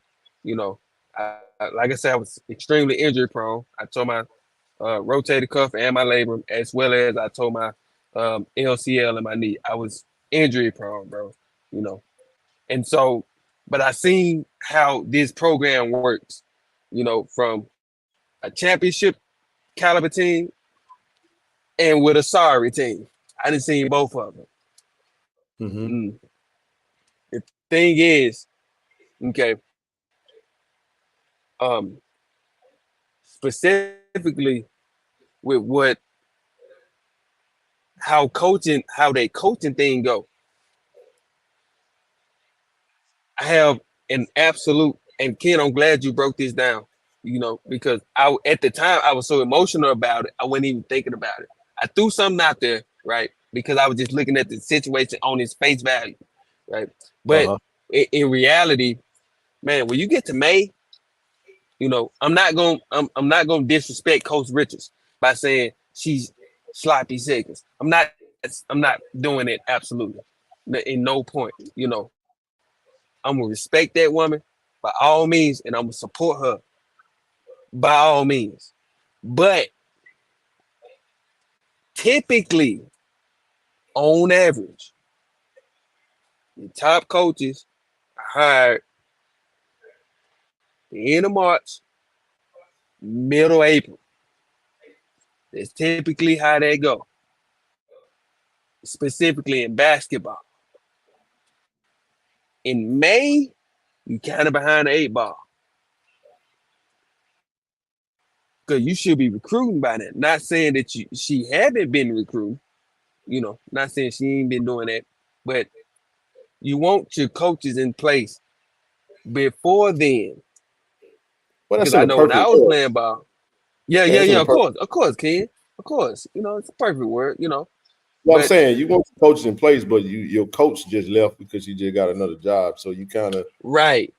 Yeah, go ahead. Keep going. Okay. So what I was saying was, and before everybody get pissed off at me, you know, because I'm gonna say it. Well,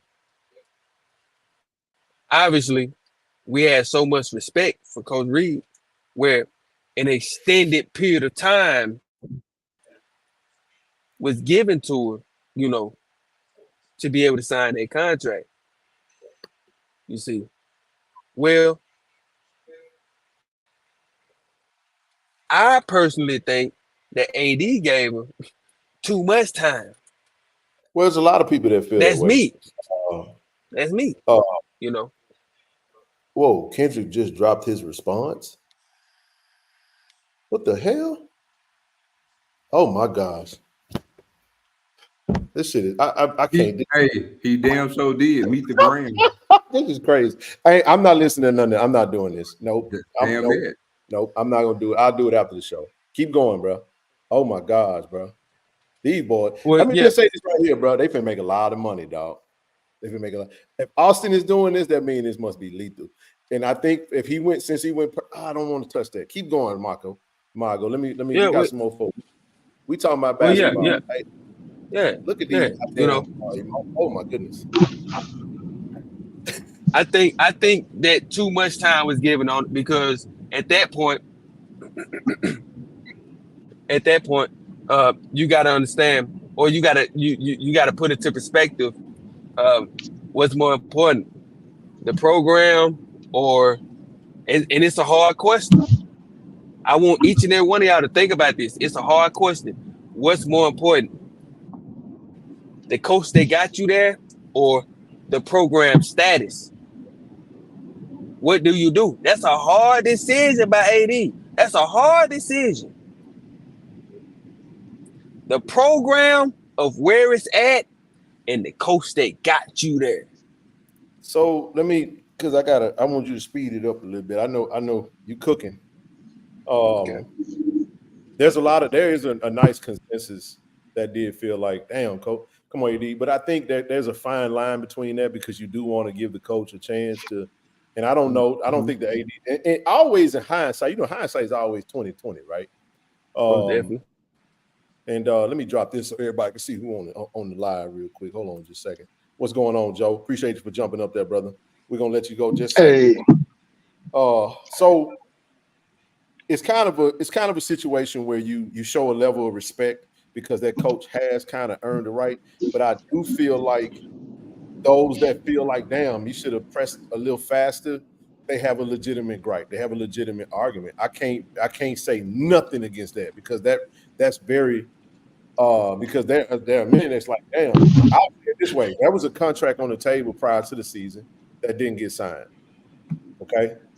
From what I was told, if I'm wrong, then correct me. It's all good. But from what I was told, contract was on the table. Extension was there. So when people were going out there saying there was no contract in play, we let her contract expire. No, that's not the case. Her contract expired because she didn't sign. All right. Then when you extend that offer and it still doesn't get signed, it's like, okay, at what point do you draw the line? It would have been nice afterwards to say, hey, listen, man, after 2 weeks, if you don't sign the deal, then we're going to have to move on because of the time frame. But I think A.D. Robinson played his hand the way he felt like he needed to play it, and he did exactly what he wanted to do. I think when she came back and was ready to rock and roll after going on multiple interviews, we felt like we had a coach back in the fold. The UNC Charlotte deal came out of nowhere, so you kind of just got to take it as you get it. But I will say this though, A.D. Robinson was already prepared because one thing I did learn that he really did have a great affinity for Coach Margaret Richards. He really liked her as a coach, so she was already in his contacts. Not that he had contacted her, she was already in his sight. Short list. So it's like if this thing go left, you have to because Tamika go to Tulane. Tamika go to some other schools that I won't mention because I'm not trying to go there. I'm just saying you already kind of got an idea as to what you're gonna do. Boom, that thing get that thing happen, and then it go what it was. So I praise some I ain't gonna go down that road, but no, you take what you get and you roll with it. You follow what I'm saying? And you just kind of do what you do. Now about the recruiting aspect, she was at Mercer as an assistant. She has been on the recruiting trail recruiting for her program. So one thing I said in my live when she first got named, I said, hell, she was recruiting. Recruiting is about building relationships. Hell, we got players, TD, ain't that right? We got players that committed to us. And guess what happened? That damn position coach left and went to South Alabama. The kid, Cam Vaughn, that we wanted, the big 6'6" joker, he committed to Jason Onyebuaga. But Jason Onyebuaga goes and take over O-line at South Alabama. He goes to Bethune-Cookman.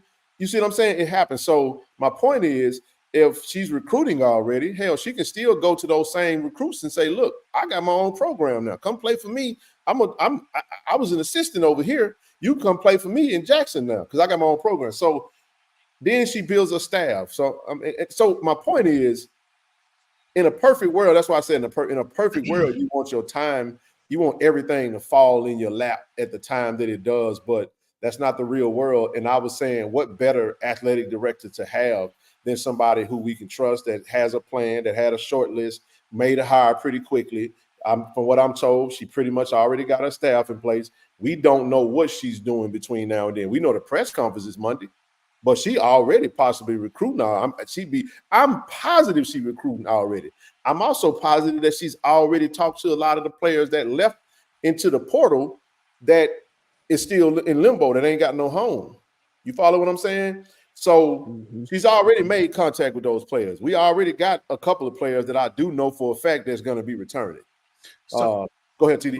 Hey, so Retro, it's like we said, a minute ago, man. That 49er job came out of nowhere.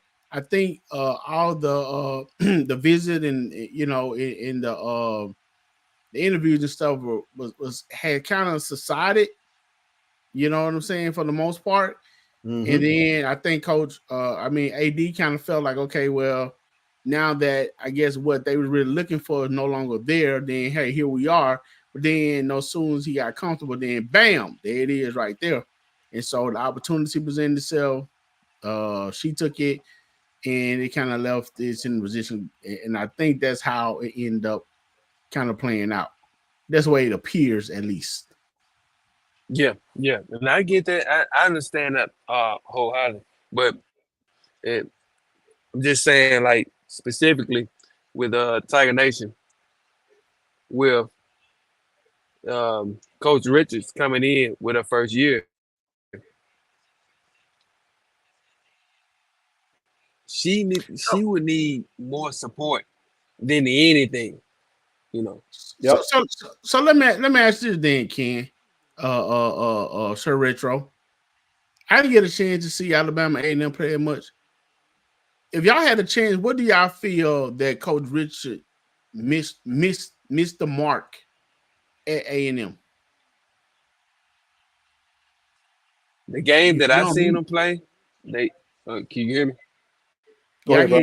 Ken was on mute. I'm gonna let Sir Richard first and I respond. Well, all I did was I didn't really. So again, I'm in my Jackson State bubble most of the time, right? Right. So what I had to do is I was talking to Coach T.C. Taylor today, and he even mentioned, he was like, man, they on Coach head right now, because of the hire. A lot of people didn't like the hire, and I think she's gonna prove a lot of people wrong. I really do, because of the support that A.D. Robinson's gonna give her.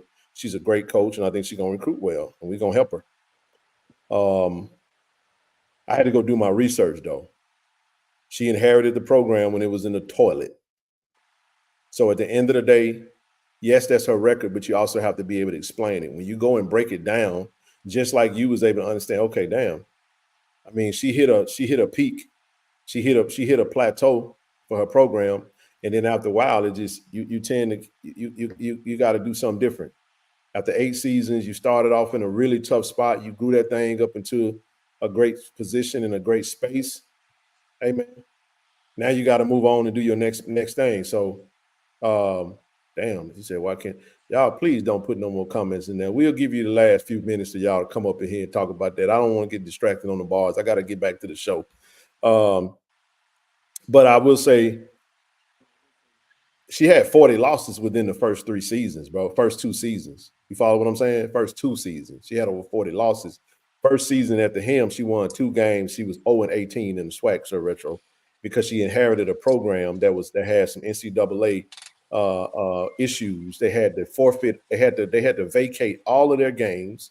I'm pretty sure if you do the research, there was probably a loss of scholarship or 2 or something to that effect. And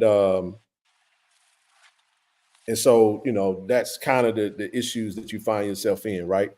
Okay, the next season, she won a couple of games, and then after that, she spiraled to double-digit wins.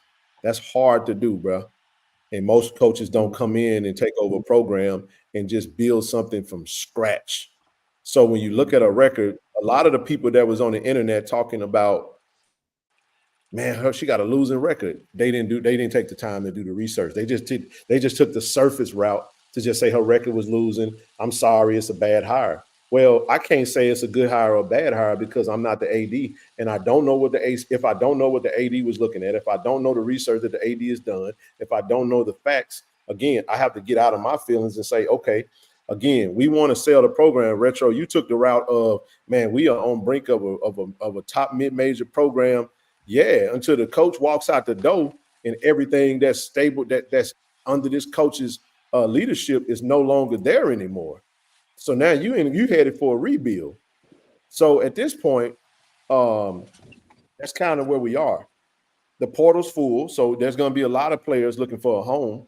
My hope is that I think I just, my hope is that her talent evaluation level is sky high, which I believe it is. And you can go and do some real research on the players in the portal, and you can really go get the best talent, not just get bodies. What I don't want is I just don't want bodies on the floor. I want talent. I want the best of what's available. You follow what I'm saying? And I think so too, Daryl. I really do. I really think she's gonna shock the world, and she's gonna have a great tenure at Jackson State. I really believe that because Jackson State is set up to win because of the support in play. Don't sit up here and act like it was just X's and O's with Coach Tamika Reed. I understand that people like to always talk about what wasn't, but I also know I am one that does know what was. Right. And I can tell you that there was a lot that was in place. People got to get out of this notion. Yeah, I'm gonna push back on you. I'll listen to you talk about what wasn't, but when you get done, you're gonna have to listen to me talk about what was. And I'm saying you win and lose games long before you get on the court. And a lot of it stems with support, financial support, making sure your kids are getting in school, getting them enrolled in the proper classes, make sure they got the right systems in place, tutors, the online, whatever it takes, man, so they can be able to do ball. You follow what I'm saying? The right infrastructure, the right everything. You know what I'm saying? Housing, whatever the case may be. Now you incorporate some NIL dollars. Listen, man, I'm just telling you, the opportunities are there for us to continue what we got going on because the system is still in place. Now, the coach got to come in, got to put the players on the court, and you still got to go recruit at a high level because that's something that Coach Tamika Reed, her staff really did. They hit the ball out of the park when it came to recruiting, and that's undeniable. She lost 4 games in 5 years. Yeah, 4 games in 5 years. That's that's ridiculous. You follow what I'm saying? I'm talking about SWAC regular season game. So I'm not going to sit up here and act like system is the only thing. No, Coach Tamika Reed did her damn thing with her staff. She did her thing. I ain't taking nothing from her. We're going to celebrate that to the nth degree. She was the GOAT in her own right. That's why she was afforded another opportunity. But I also I want to understand, I do want to say this. If Coach Tamika Reed can go recruit to that level with the support that she had, the next coach, I ain't gonna say that they have to. It's an absolute must that they recruit at that same level. Because if the recruiting dip, the performance is gonna dip. And if the performance dip, it's gonna be a glaring, obvious thing because we used to winning in that particular. And here's the thing, Retro. I think Coach Rich is up for the challenge because she knew what she was coming into when she signed with Jackson State. The fans, what we bring, the nostalgia that the school have, the mystique, the effort that we put into our teams and the support that we give. So I'm sure she, knew the reputation of Jackson State coming into it, man. So she feel like she has something to prove as a tall task, but she feels that she can climb it. So therefore, man, I think she's gonna be up for the challenge, bro. Hey, listen, TD and Kid. Go ahead, Rochelle. I just want to. Can y'all hear me? Okay, I'm actually in my pajamas watching y'all on YouTube, but I'm on my phone. And I think we just forget, like when we hired Coach TC, y'all was doing the same thing. Like we just panic all the time. Was he the right one? Yes, he gonna be okay. What if we don't? Y'all continue to look at the life half empty. Can we just give it a chance and look at it half full? I mean, we have an amazing AD, and we know he is strategic. And now some of y'all out here talking about what he doing. Y'all ain't never had. I ain't talking about you. I'm just saying to the ones in the space. Y'all ain't never happy. It's like I trust AD Robinson. That man knows what he's doing. Why can't we just get behind her and him and believe the process? Well, I think that'll happen, Rochelle.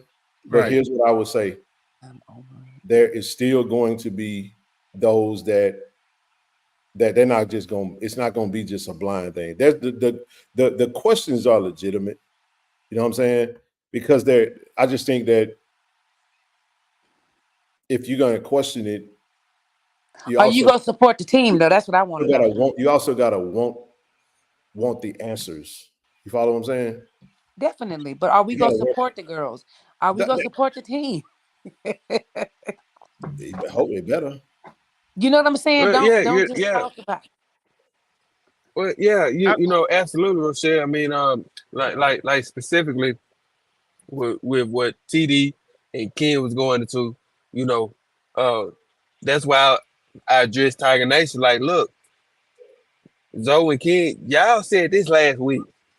Actually, I'm not even sure if people really just comprehended what y'all said or really caught on to it or took it serious. But y'all been said this is gonna be a rebuild. Y'all been said it, you know. And I ain't even gonna cap you down.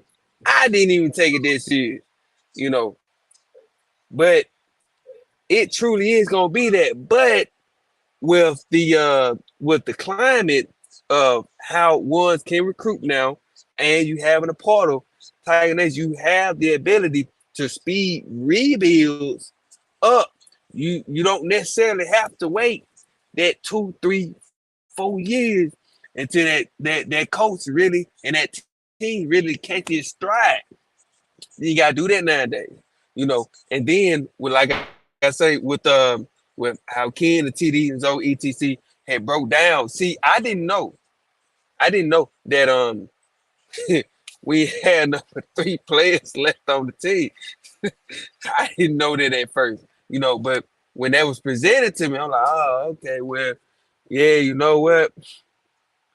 This was absolutely the best move, you know, because we need somebody to know what's going on in this to stabilize this thing, you know.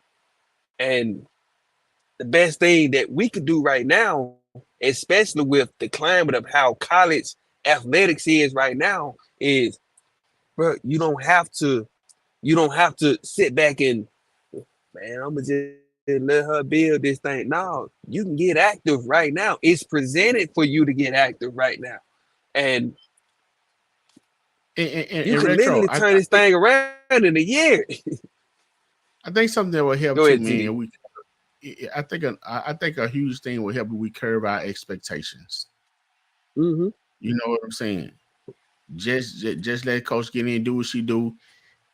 If she win, great. We still on that. We still on that road.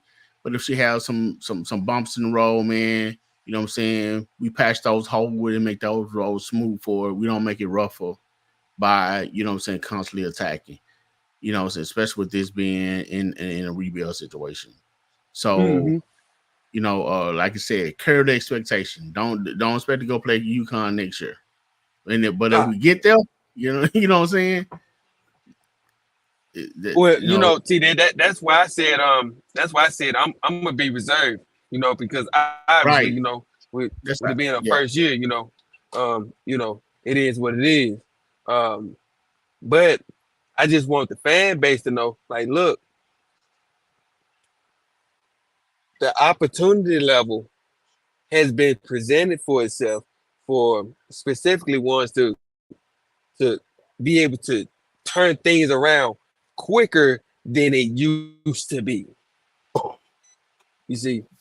Okay, and so I get you. And so if you truly want that, within, you're gonna have to put in. You see, and that's just what it is. I don't want to hear no crying, this, that, and the third about we ain't this, that, and the third. No, you got to put in for this. Do you have a winner fan base or do you have a loser fan base? I'm a winner, man. You know, I done won championships. I done been ranked in the nation, etc. You see, so I know what that looks like, and so I'm gonna challenge the fan base to do that. Hey, I'm gonna get the last little. I got some club shay. Y'all keep talking. Because I know I'm hearing you in the background. I'm like, what are you talking about? It's gonna be a long night. I messed around and tapped on this damn song. It's finna be bad, bro. All okay, right. that's why I was like, what are you talking about? Turn my phone off. I can't. Bro, hey, I wasn't trying to be disrespectful to nobody, bro. Don't do that. I don't give a damn about no beat. I'm gonna leave that alone. I'll be right back out. Give me just a second.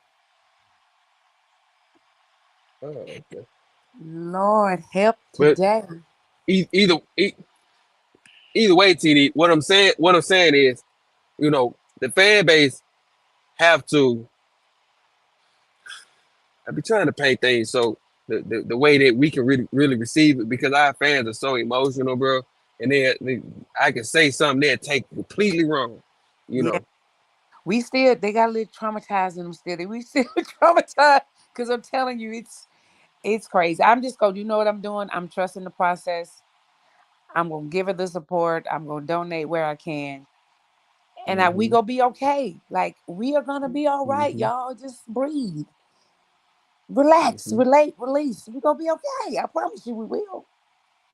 That's it. That's all I got on this. But honestly, when I said, I was like, when I ain't gonna lie to TD, when she won the finals that easy, I was like,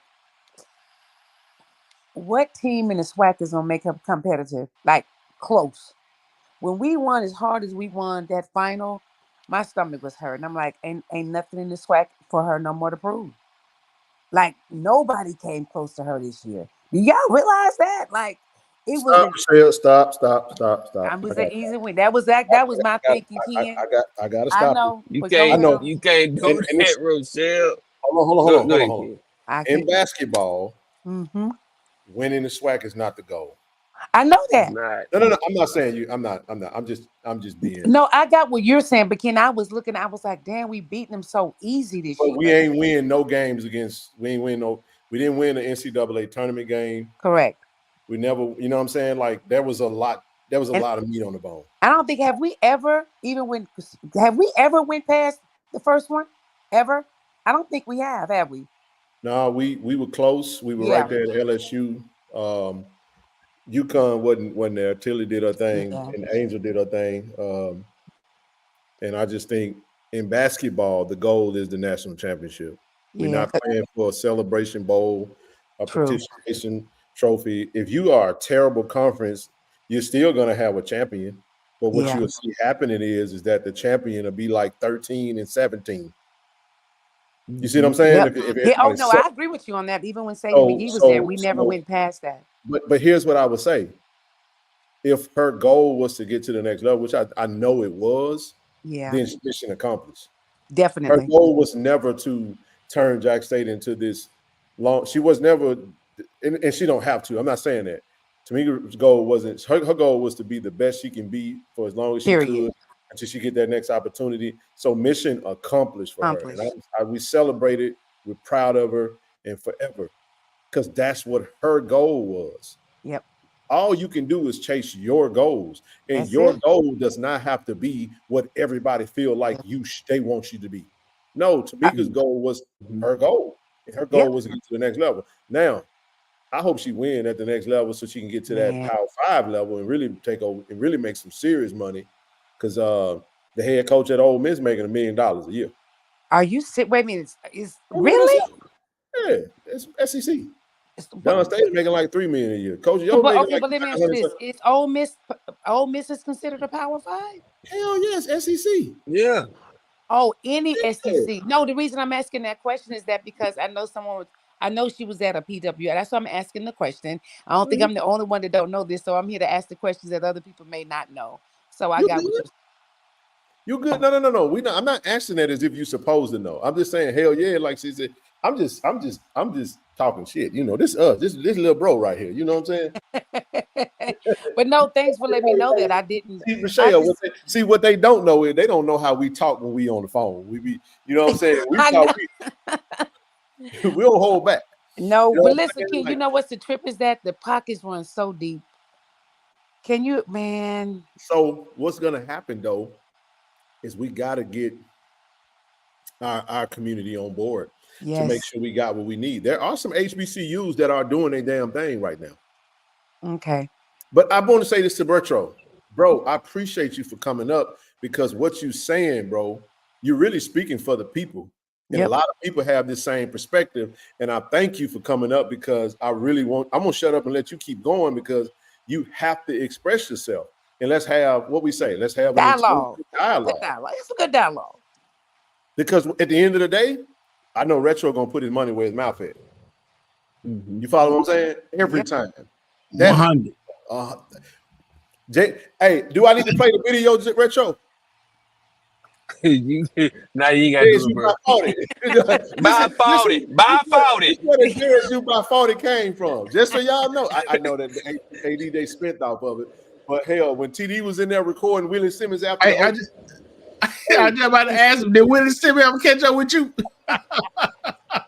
Yeah, I've been mean. Hey, listen. I'm not on Twitter. I'm not on Twitter, but I've been meaning to get on Twitter just so I can troll him. But yeah, it's still about 40, bro. Even when you in North Carolina, yeah, bro. It ain't over with. I'm after you. Can't nobody say by Absolutely, 40 and, like you that's can. absolutely right. Again, it's nothing wrong. Jackson State. This is what's dope about her position is Jackson State afforded her the opportunity to realize her dreams and goals. She's one step there. She's a second step closer to her goal. Now she just got to go win in Charlotte. I think she's gonna have a great support system. We know what that staff can do. They can recruit their butt off. Tamika's a winner, man. She gonna win. She got a tiger. Them looks, them videos. She's a good coach, man. She gonna win. Man, her face be like, what? She gonna win because at the end of the day, you put her on that same level. I think she walks in the room now. Don't y'all come for me. I think Tamika walks into the conference right now as the best recruiter in that conference already. Mm-hmm. Now, just keep in mind, you recruit on the level that you're on, but you can when you get to the next level, on your recruiting prowess go up. Okay, I know She Loved. You said earlier, she got NIL now. She got a little money. I don't know what the breakdown is. It's stuff like dorms. So you're a parent, you're a mother and a father of a young lady who's playing ball. I know for a fact that she really wants Deja Kelly. Deja Kelly just put out her message today that she was leaving North Carolina. I'm going to stay close to that to see if she lands Deja Kelly. That would be dope because she's already in North Carolina. I'm gonna tell you right now, if Deja Kelly goes to UNC Charlotte, they're gonna have the best guard in the league on their team. And that it's a guard league, so that's gonna be dope for her. I don't know if she'll get her or not. It's gonna take some money. Money is the name of the game because I'm telling you right now as we speak. Yeah, so yeah, that's cool. I mean, that's good. I mean, I'm glad for them. If the goal is to get to the next level, you in a Staley and an REM give you praise, then of course you got to cash in on it. If my goal is to be if she came out and said, "Look, I ain't never leaving. I'm here for the long haul. I'm trying to build Jack State into a powerhouse," then her actions would have said that because she would have signed that contract and she would have got busy. But she didn't sign a contract and she decided to wait until she found the opportunity. A.D. Robinson afforded her that opportunity and the rest is history. Now, here's when we're going to find out. Man, if Coach Richards comes in and win a championship, you're going to say, damn, Jackson State really got something over there that's allowing coaches to come in. And guess what's going to happen? The next coach is going to be, if Coach Richards leads, the next coach will be like, man, I'm going to Jackson State because, man, you can win over there. Yep. As long as AD is in place. Because the support's going to be there. I do believe the support is going to grow. I do not feel like the support is going to fall off because Coach Richards is the coach right now. I don't believe that. I believe in Tiger Nation. I believe we're going to pull up and give her a shot. Yeah. I really do. We're going to pull up to give her a shot. We're going to see. She got to win. She got to win now. You know what's the trip though, Ken? Honestly, if y'all just want to, I can see it now. What sport hasn't Jackson State? Like I said, because I'm thinking when Sadie McGee was there, like we've always been that school with good sports. Yeah, we got. You know what I'm saying? Even the golf when Peyton was there. Athletic history, we do. Man, we do. But I'm gonna just say this right here: we've had some stints where we stunk. Correct. Because we had some terrible athletic directors that only focused on. Hell, when Fuller was here, all she wanted to focus on was APR. We didn't hire and fight. It was terrible. And we keeping it a buck. But look what you said though. When your AD is terrible, you just answered. Anything. Yeah. You're always looking for talent. Go ahead, baby. Go ahead. I'm telling y'all. Hey, listen. Tiger Nation. What you got, baby? Come on. Your two main strengths within this whole thing. Y'all can keep playing with it if you want. I'm telling you, the two main strengths. A.D. Robinson and the support, the fan base. That's facts. Y'all better get on board, man. I'm I telling know you, what bro. you're saying. What I said. I know what you're saying. Trent, he just re-upped. You can always re-up again. You can always, because remember there was the rumor about possible going to a Prairie View. And one thing A.D. Robinson did do, speaking of our previous coach, when he renegotiated and got his salary adjusted or whatever the case may be, he made sure Coach Tamika Reed was straight. He made sure some coaches had what they needed as well too. Sure did. Those are the facts. I'm just telling you. So people talk about whatever they want to talk about, but I know what he did. And at the end of the day, Ashley's at home, man. And he's loving the job for right now. He has a great relationship with President Thompson. If you got a good president that doesn't comes in trying to step on, man, President Thompson is a sports guy, man. He loved it. He let AD Wells, AD Kilbert, and AD Robinson, they do their thing. He don't get in the way. He just, it is what it is. Now, AD Robinson leave. Now you got the president have to hire a new AD, but that's something I ain't ready to talk about. I hope that never happens no time soon. I don't think there's nothing out there. I'm not selling you none. There's nothing out there that says anything about AD Robinson looking to leave. That's not. He's had multiple opportunities to leave. And again, we have to get out of the mindset of getting nervous when our greats be celebrated. It's okay for our greats to be celebrated. But again, everybody ain't looking to go somewhere else because when you get to the level he's on, you got to ask him, what is he aiming for? What is his next level? And what is he trying to do? And I think SWAC commissioner is right in his it's right in his purview. You know what I mean? So Wow. I don't know if that's going to happen anytime soon. I'm just telling you, like, that's if something with McClellan if he left and did something else, then I'll get nervous. I'll be like, damn, because I think we got the best AD in the conference. Shit, McClellan was at Texas Southern. So, but anywho, I think Richards is gonna be fine, y'all. I'm a recruiting guy. I'm with you, Ken. I focus on recruiting. Because if you get the players, you will win. I'm telling you, X's and O's are great. But if you ain't got the James and the Joes, what is it? James and James? It's Jims and Joes. Jimmy's and Jones, Ken, and this what I want the fan base to understand. James and Janets. Jimmy's and yeah. Well, yeah. You right about it. Go ahead, Marco. What and thing is, like, y'all gotta understand, this is not football, man. This is basketball. This is my sport, right? This is your sport, etc. This is our sport. Bro, this is my sport for sure. Basketball, Rochelle, this is your sport as well. Y'all, in basketball, you don't need 30 players to be top notch. Like in basketball, all you need is 8. You actually only need 3 in supporting cast. Indeed. I told you, TD, what I say last show. Give me a point guard. I want one of the top point guards I can get my hands on, because that's gonna be the extension of the coach on the court. She gonna get you in your offense. She gonna handle the rock when they pressing. I need a big that can rebound and score on the inside. Give me a big. You follow what I'm talking about? That means we miss shots. I got somebody in there that's gonna get greasy with them. Third but last but not least, you got to have that knockdown shooter. I need somebody that can spot up in the corner and lace them out. In between there, give me a 3-and-D defender and give me a grimy motherfucker that just out there. I want somebody that ain't looking for no shot. They just hustle, man, and can play defense. Everybody else can just fill in where we at. You gonna win. You got a coach that got a good defensive scheme, good offensive scheme that can run plays and run sets. You straight. I told you I don't have no problem with Rebecca. Who else? Oh yeah.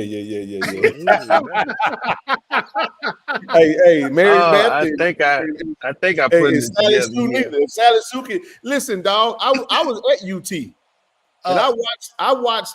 Man, we got served, bro. And I'm talking about you talk what you want to talk. Look, Caitlin Clark is. Everybody say. Hey, whoever the hell was hating on Caitlin Clark, boy, she got out there in the first game of WNBA and she looked like she was at Iowa. And lost her mind. Do you hear me, Ken? I'm talking. That girl, I was like, wait a minute. Listen, bro, we hoopers, man. Color don't matter when you get on the court.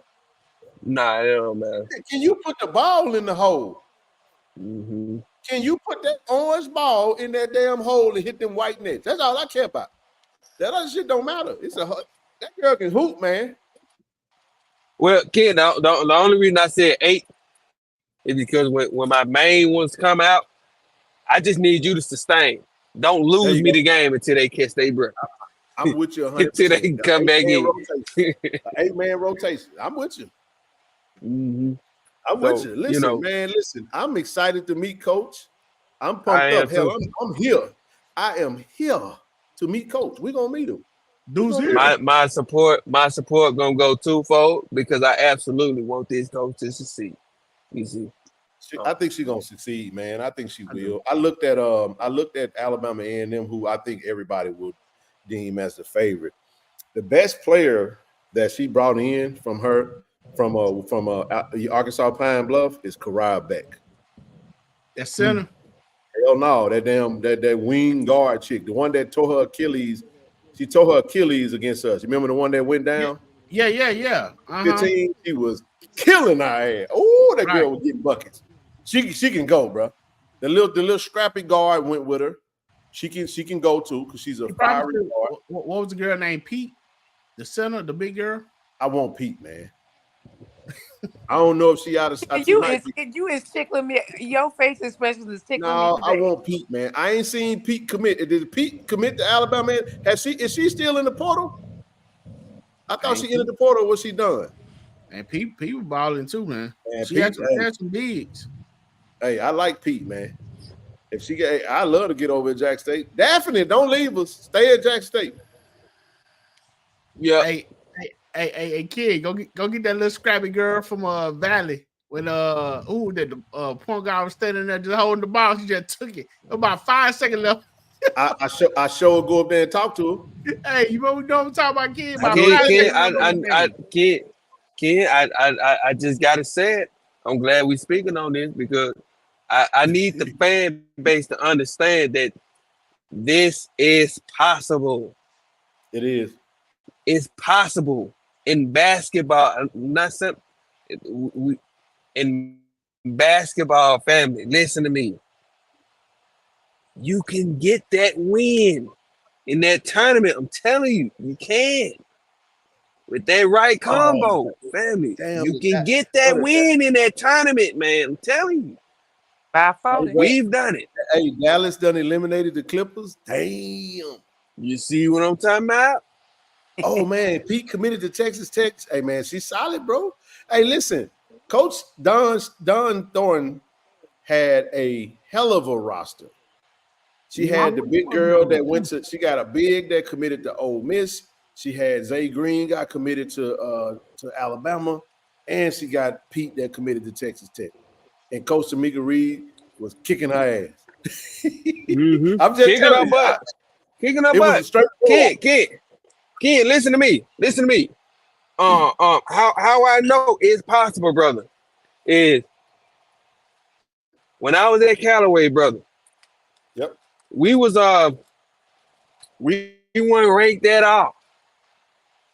We went to Kentucky and beat the number 8 team in the nation, Wheeler High School, out of Wheeler, Georgia.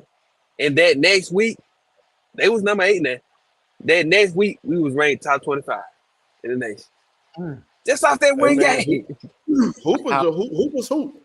That team is going to be tough to beat. Man, listen, Alabama A&M going to be a tough team to beat. Coach Don Thornton, she's a good coach. She's a good coach. What happened to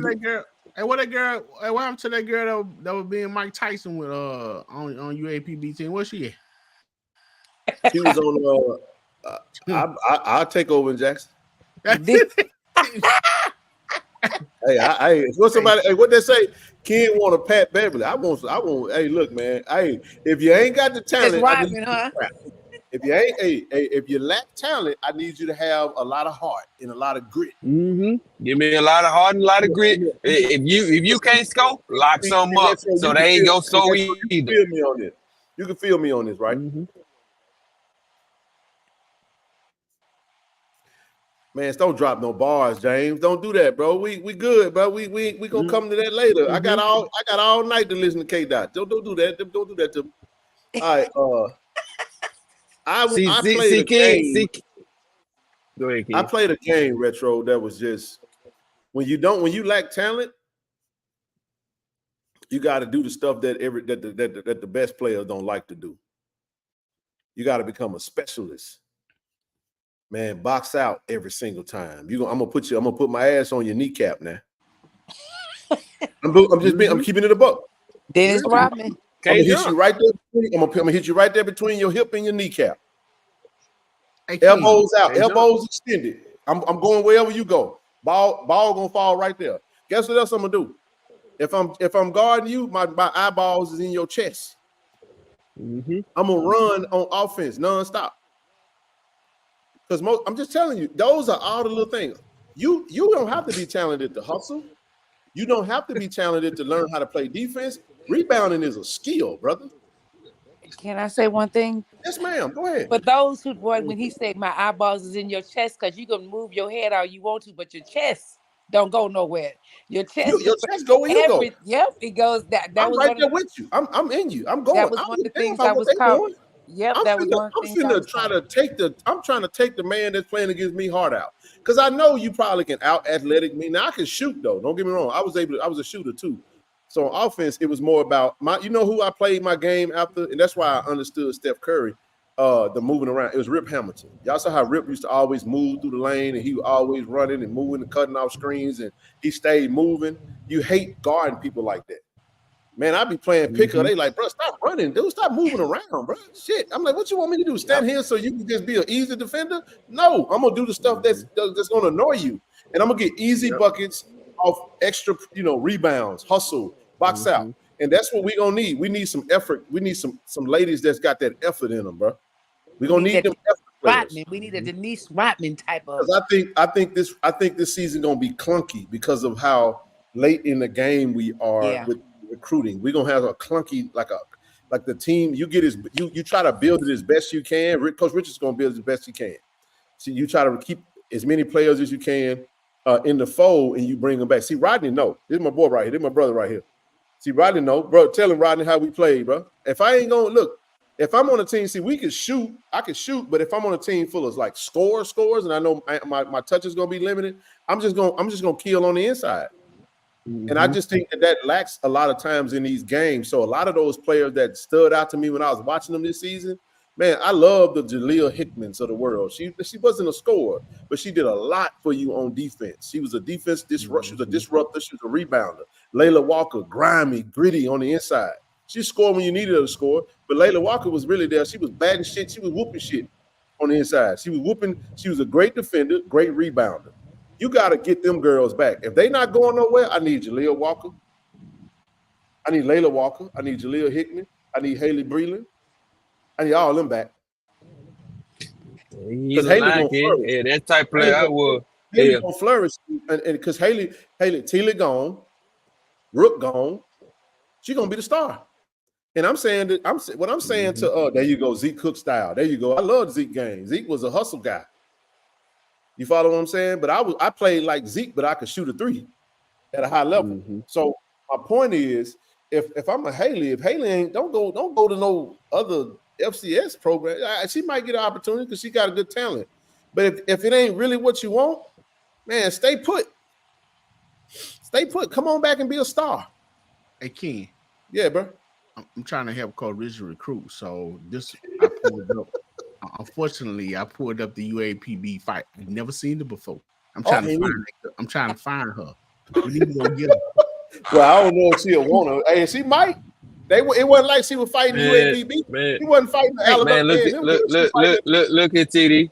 Look at TD. Man, me and Ken right aligned with each other. If the offense ain't going, that defense. If I ain't scoring, you ain't scoring either. We're gonna be. That's just what it is. Hey, the final score gonna be 28-27.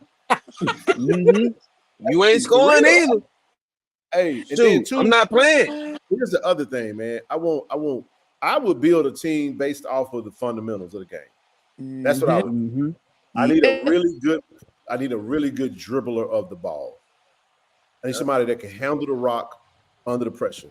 But all of my players, I have to look at your free throw percentage. I need I need ladies that can make free throws. Then we'll extend out. Yeah, I'm serious because there's so many times we leave points on the board because of that. I need rebounders. I'm just saying, I'm gonna build a team based off fundamentals. That's it. Because the fundamentals. Basketball, man. Look, I played AAU ball. Well, we had an AAU. I forgot if it was high school, bro. We had all this talent. We had all these scores. Y'all remember this? Man, we played a team called St. Stanislaus. You remember them, Sir Retro? St. Stanislaus. Yep, they down on the coast. Man, we played St. Stanislaus. Man, they had this big white boy named Duke. Man, Duke was out there. He was just a disruptor, TD. I don't think he ever touched the ball or wanted to.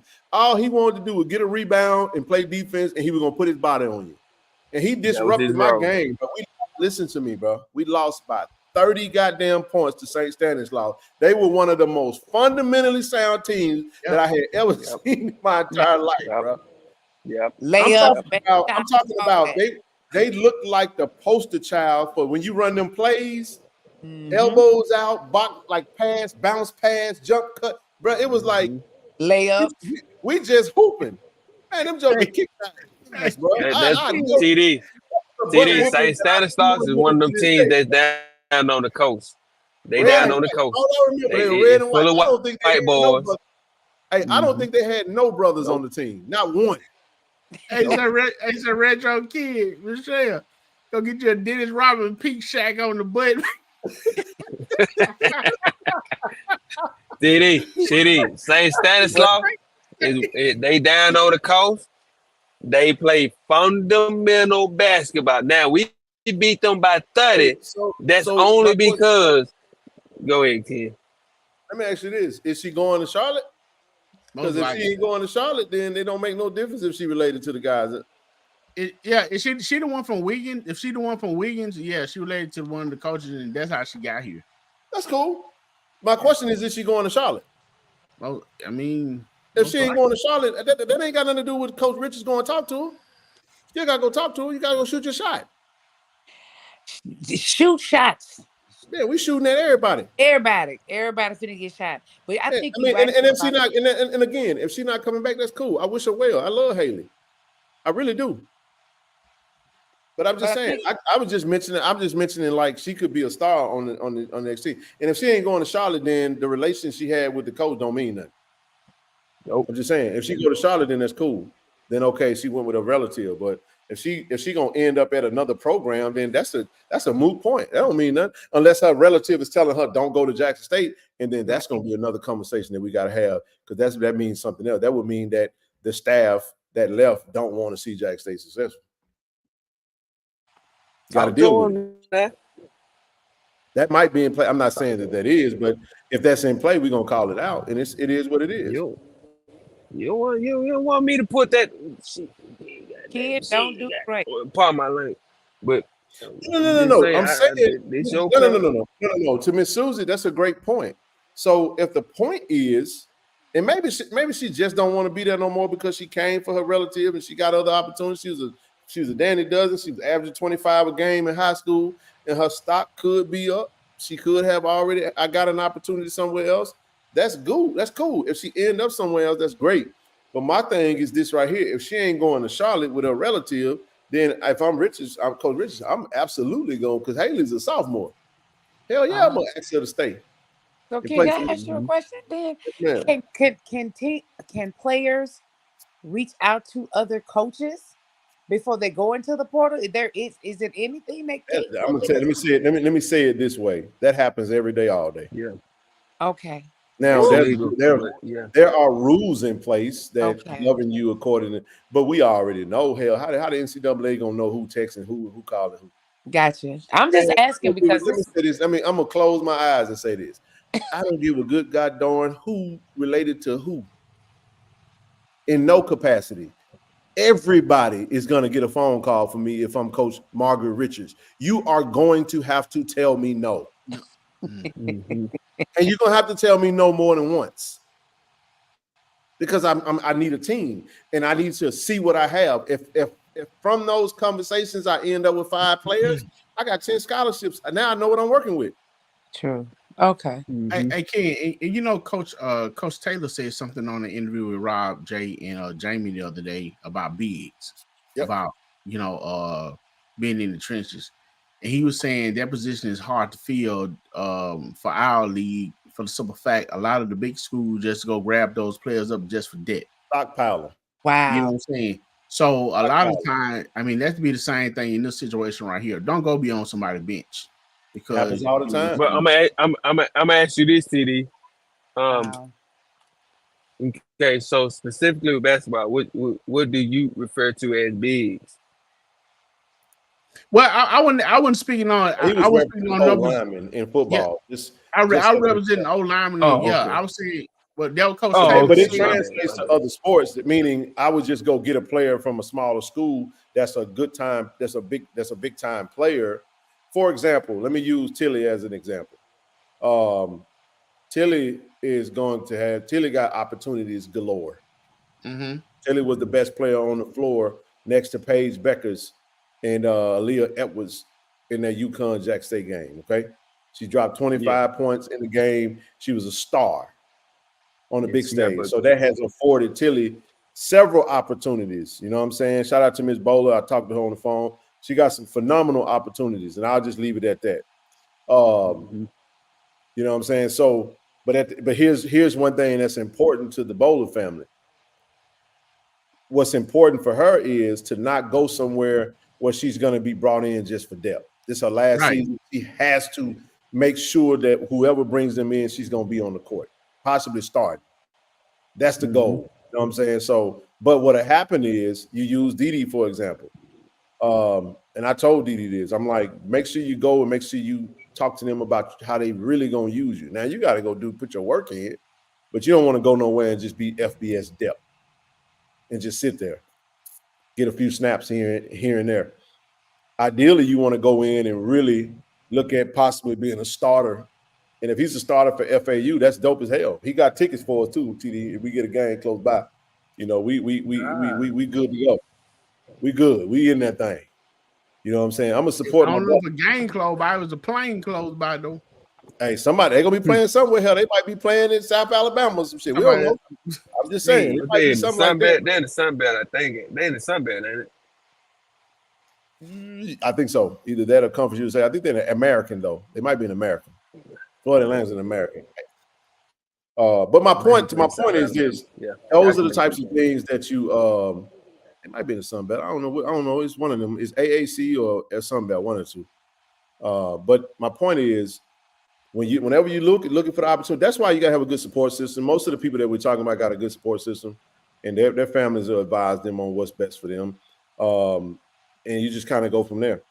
But when it comes to Coach Richards, you let the dust settle. You figure out what you're working with, what you got, and then you go out there and you go to hunting. I'm hitting everything in the portal that I need. I'm calling. Where you going? Where you at? Who talking to you? Okay, how long you been in the portal? Baby, you need to come on to Jackson. Come on to Jackson. I got a whole scholarship for you. We ready to win. I need you. And when you come on that visit, we're going to do what we do. Coach A.D. Robinson and everybody going to make sure they got all the resources that we need, that we're going to put that full court press on their ass, and we're going to lock them down in Jackson, and we're going to make sure that when they get there and they take their photos and all that good shit, we need you to sign on the dotted line before you go. That's what we need. So I think she's going to do fine, bro. I think this is the fun part. Now she get to build her team from scratch. When she built her team from scratch, I understand that with the situation we in. That means everybody you brought in the room came into the room because of your voice.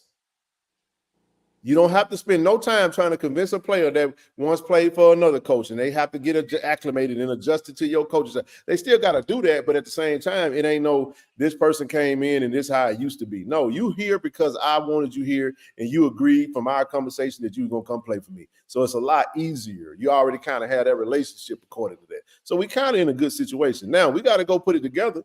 And I think we get the right pieces in place, man, we're gonna win. We're gonna win right away. And don't be shocked if Jack State win the SWAC championship again. Don't let it. Don't be shocked. Yeah, don't be shocked. Yeah, done. We forget done. You gotta get past Grambling. And you gotta get past Coach Funches at Southern. They get programs in place. Alabama State they finna hire a new coach. They rebuilding too. I'm just saying, Prairie View. Yeah, I know everybody want their league back. Yeah, they ain't hitting Reed. I don't care what they want, TD. They want their league back, so retro. Hey, man, TD, listen to me, bro. In basketball, brother. I'm gonna tell you like this right here, brother GA. She got to go shopping, dog. She moved to a new city with no bags. I'm just tell you that. TD. She may come with a carry-on, but I doubt if she got any luggage. It's a carry-on. She might have a carry-on. TD. What up, boss? TD, I'm telling you, bro. Basketball can be so simple, bro. Man, you get you 5 players out there that's gonna lock some up, for sure. You get you a couple points, you win that game, bro. Right. It's just like that.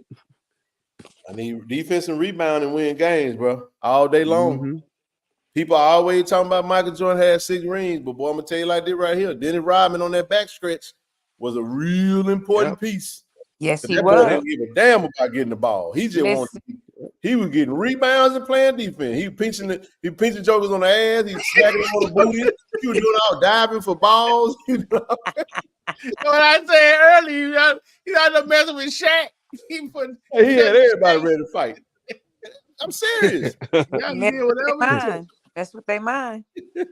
Dennis was good for that. He was ruthless for that. Lord, hey, man, that dude was a champion, man. A defensive player. That had everything to do, man. I try to tell everybody, basketball is a team sport. I get sick of the debates, man. You had a Phil Jackson, man. Look at all the coaches that one of the best players that ever played the game had to go through. All these coaches trying to figure out how to coach. Imagine what LeBron could have done with a Phil Jackson or something like that. It would have been scary because you got a coach that got a system that can manage big time personalities. That would have been crazy. But that triangle offense, that controlling adjustments, management of timeout, all that stuff is important, man, when coaching the game of basketball, bro. So one thing we do know is Coach Richards can coach. She absolutely can coach the game. I don't give a damn what nobody say. The record is situational as well, but it's situational and circumstantial, but she absolutely can coach the game, though. Alabama A&M came back and almost beat Pine Bluff in the tournament. I like her defense. Hey, man, I'm with it. I need some defenders. Haley may not come back, but maybe what Jalea and Layla going? They may go somewhere. Ain't no telling, but come on back. Y'all young. Y'all still young. Don't jump in that part. Coach Richards, I'm supporting you. When that support finna go up 3-fold, 4-fold, 5-fold. We want you to win, baby. We're gonna have her on the show next week. That's what I'm talking about. Come on. Yeah, I'm behind you, Coach Richards. Let's do this thing, man. You heard me? Let me tell you something. Come on, KC-1400 media. I'm gonna meet her. When I meet her, I already talked to AD about that. We're gonna get on the show. Man, y'all think we're gonna be talking about Coach Richards and we ain't gonna let her come on the show and say what she needs? Man, you crazy. I bet you that donate to the KC-1400 women's basketball donation gonna get the popping then. I love us. I do. Well, I want AD Robinson on here. I want them all on here, man. You want to talk to the coach? We're gonna introduce her to Tiger Nation from this platform and let her come in and tell her own story. It's so dope. Okay, I'm excited. Well, look, I'll take her out, Edward. I'll take her out. Yeah. Hey man, listen, bro. It's a lot of fellas there. She engaged, man. We need her to focus right now. Okay, my bad. Leave that heathenism alone for about a good year, and well, leave it alone for good, rather. But we need her focus on building a team right now. So listen, my brothers, I got a client in the morning, so I'm gonna cut it short. That's why I'm in my PJs listening to y'all tonight. I'm like, we're not doing that. Hey man, it's cool. I'm finna go listen to some hip hop bars I and see what everybody ranting and raving about. Matter of fact, I'm done with the football stuff for the last 14 minutes. Who done listen to the track? Come on up. I want to hear what you talk. Well, no, don't do that. Don't do that. Don't do that. I'm gonna go listen to it myself. Please don't do that. I'm good on that. I'm just talking smack. I'm good on that. I'm just talking smack. Retro, what you got going on? Now put my AirPods went dead, so I was putting them up. Oh, yeah, you good.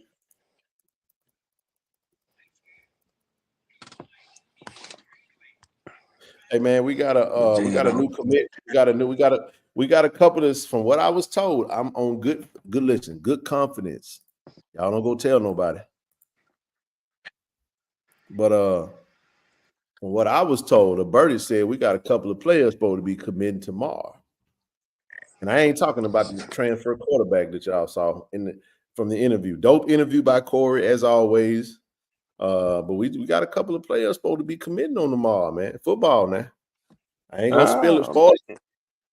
But if you're in that platinum chat, I'm gonna talk to y'all in the platinum chat. Let's say, kid, the conversation just between you and me. I'm just trying to tell you now. You know, we got a couple of. I thought one of them was gonna actually announce it tonight, but they're gonna announce it tomorrow. 2 big time pickups, bro. If this falls through like what we think, it's gonna be monumental. I don't say monumental, but it's gonna let's just say it's gonna be a massive haul. Let me just say it that way. We got a big, but we gotta get this. From what I was told, one particular player is supposed to commit, but and I'm gonna just go ahead and say this right now. It ain't no damn Carmani McClain. So don't start no shit like that. We ain't going. It ain't nothing like that. I'm just talking about. Yeah, I'm just talking about. It ain't even nothing that y'all probably couldn't guess it if I gave you 100 tries. I'm just saying we're gonna have a couple of football commits supposedly tomorrow. Now I will say this though, TD. Kamani McClain ain't committed. I saw reports today that the big school don't want to touch him because of Deion. All the stuff that came out of Colorado, right? Why are the folks so scared? I'm gonna tell you what I did today, TD. We got a defensive coordinator that was our DB coach. I hollered at our DB coach. I hollered at Coach Quinn. I said, "Hey, Coach Quinn, hey man, we need to shoot our shot at Kamani." And he just sitting out there idle, sitting there offer. You never know. Just tell him. Well, let me tell you something. If Kamani McClain ever decided I'm going to Jackson State, boy, that would be the biggest news in college football. That's gonna be crazy, bro. Oh, that would be crazy. Just to spike Deion for just a year. I don't give a fuck if he leave after the year after. I want him to stay, but I'm just saying, just for the shockwave alone. Ooh, boy, you talking bro, about, that's gonna go so crazy, bro. He committed, man. Up in the night, it'd be big news. No. It would be massive. Or any goddamn HBCU or SWAC school getting him, it would be massive. But boy, if he went to Jackson State, ooh, what? Be like, hey, Travis went there for a year, did his thing. He can go Real play. talk. He can come to the SWAC and he dominating the SWAC. Guess what? He entered that portal the next year. His stock gonna be up. So everybody that was on X that was mad at the coach, how did they turn around and reach out to Kamani? Who? Everybody that was out there, that was tripping on the hire, that was mad in their feelings. Did they turn around and reach out to Kamani? Hey, you know how they go out to players. Hey, look, man. Look. All I know is Coach Quinn said, this is Paige right here, ain't I? said, that's him. Hit him up. All he can do is tell her no. Send it out there, man. Send it out there. I am a salesman. The only time I take no on the first is when you talking to a woman. I just say, no kid, means no. That's the only thing she can do is tell me no. Hey, if you say no, it's no. All caps, over with. But if I'm Well, selling you sometimes I something, send the second one chance, second one again. Sometimes I send the second one. no, I ain't saying no second. If she say no the first rip, I'm going. Depending on how great. I'm gonna tell you, Sir Retro. Let me tell you I want something. you, Retro. Let me tell you something, Sir Retro. In the state of California, there's a law in place. Oh, Yes, sir. There's a law in place. If you go to approach a woman and you ask a woman, you make your advances to a woman, let's say you're trying to make sexual advances, and she say no the first time, and you convince her and she give in, that's actually considered rape in the state of California. Oh wow. And I'm gonna tell you how I know that, because I have a very close friend of mine whose son actually went to jail for that. It's a real law, bro. Look it up. what? It's a Yeah, I'm gonna real stay law. my country, Mississippi. It's a real law in the state of California. Now I don't. Now listen, I would have to do the. It's coercion. That's a real law, bro. You go to jail for that in Cali, dog. So if you approach a woman, TD. Hey, come on, man. You know I'm already here, man. You know what I'm saying? Come on, man. I drove all the way over here. You know, damn, you gonna, yeah. And you just stay. And I'm just gonna keep pressing and pressing and pressing. Oh, okay. You give in, and then she wake up the next day and be like, I didn't want to do that. He pressured me. Boom. Your ass going to jail, Jack. I'm just telling you. Whole words. Hey, it was most said, what if you go to the store and come back though? If she pursued that, that's actually that's hey, brother. Hey, listen, Brother Willie lives in California as well. He confirms it. Just telling you. I understand that we from the South and shit a little different around here. You know what I'm saying? And we be, come on, man. Hey, Rachel said, "What if you go to the store and come back, give it time to think about it?" Hey, Retro said, "Look, hey, I'm gonna stay my. Hey, look, kid, TD, I'm gonna stay my country, but in Mississippi, man. Hey, that might be a good strategy, because here's the thing: you say, "Hey, look, hey, this was my first time asking." I'm just trying. Yeah, I'm gonna stay my country, but in Mississippi, man. Sure. But no, I'm just saying, man. Like that's the no means no, bro. That's the period. But unless we in sales and we recruit, man, I'm hitting. You know, not wrong word. Yeah. What I mean by listen, no, real talk. What I mean by when I say I'm hitting, I'm coming. Another wrong word. It's just going downhill right now. Look, I'm shooting my shot, bro. In recruiting, in sales. Yeah, that's what I mean. Not when it comes to women, bro. And y'all have to keep in mind, I'm raising girls, man. I'm raising African American, Black, beautiful young ladies, and I have to get on the game, bro. I sit down and talk to my daughter about all the game that I'm telling them. I would break it down to the brass tacks, and we have regular conversations about, okay, what would you say if I say this to you? Okay, if he say this is what he talking about. And unfortunately, God gave me this responsibility to raise these girls. TD ain't by himself. I ain't by myself. TD with me too. We all girl dads around this joint, man. We like that. Zoe too. You know what I'm saying? So don't allow yourself to get in that situation. If you get in a situation, then you choose to put yourself in that situation. You should recognize the sign before you get there. Hey, that's the goal. You try to give them the game so they can navigate. You know, you don't shell them, and not maybe. No means no. No don't means damn. Let me try it a different way.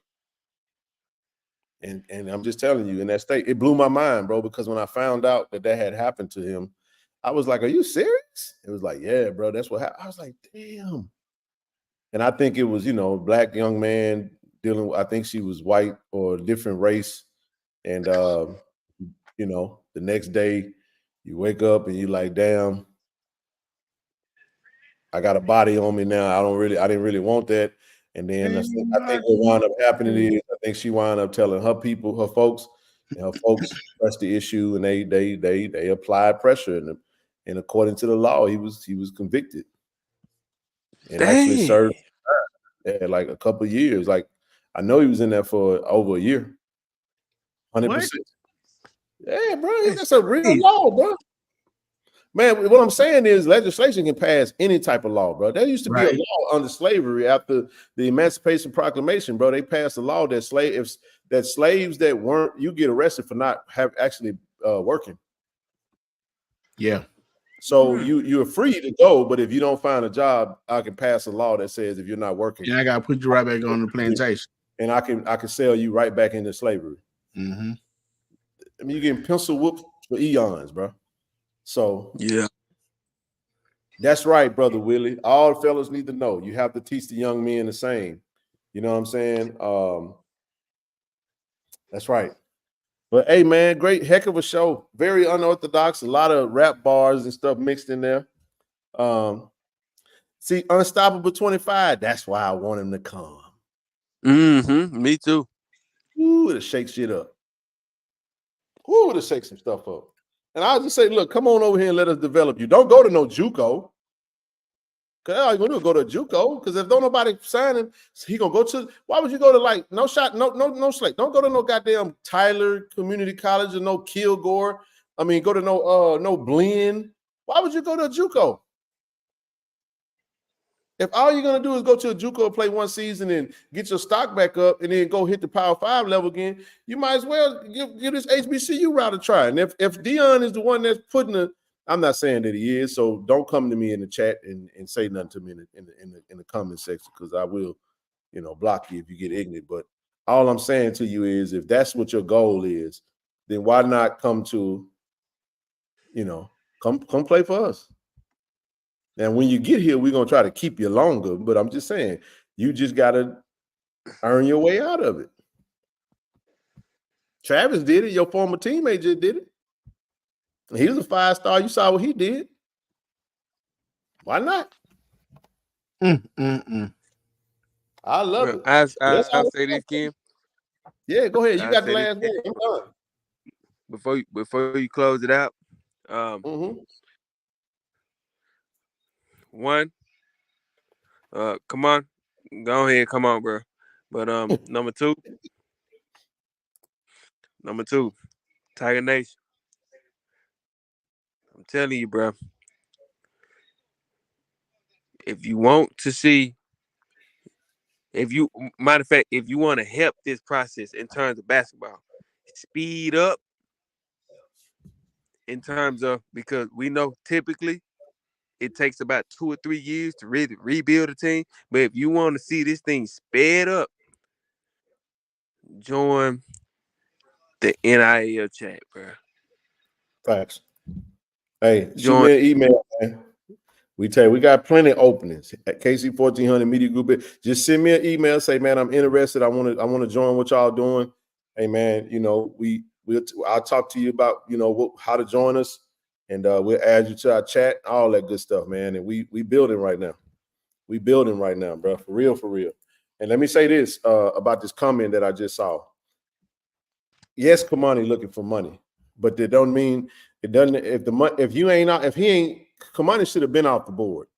He's a former 5-star player. If he's just sitting there, chances are his value has dropped. It has plummeted, right? Hey, you can get the bag next year, because here's what we all know. We know that Deion's sons, as well as Travis Hunter, will all enter the draft next year. And a lot of people think that Deion Sanders will no longer be the coach at Colorado after this next season. So why not come for this season? Get your continue to develop your craft, dominate in the conference that you in, and if you want to hit the portal again, now you can go get a bag. But then now you're going to be removed from all. With a ring, yeah. With a ring. That's what I'm saying. You could easily go back into how you think. I think that it's going to be like any 5-star family member. We could put together an NIL deal for Kamani.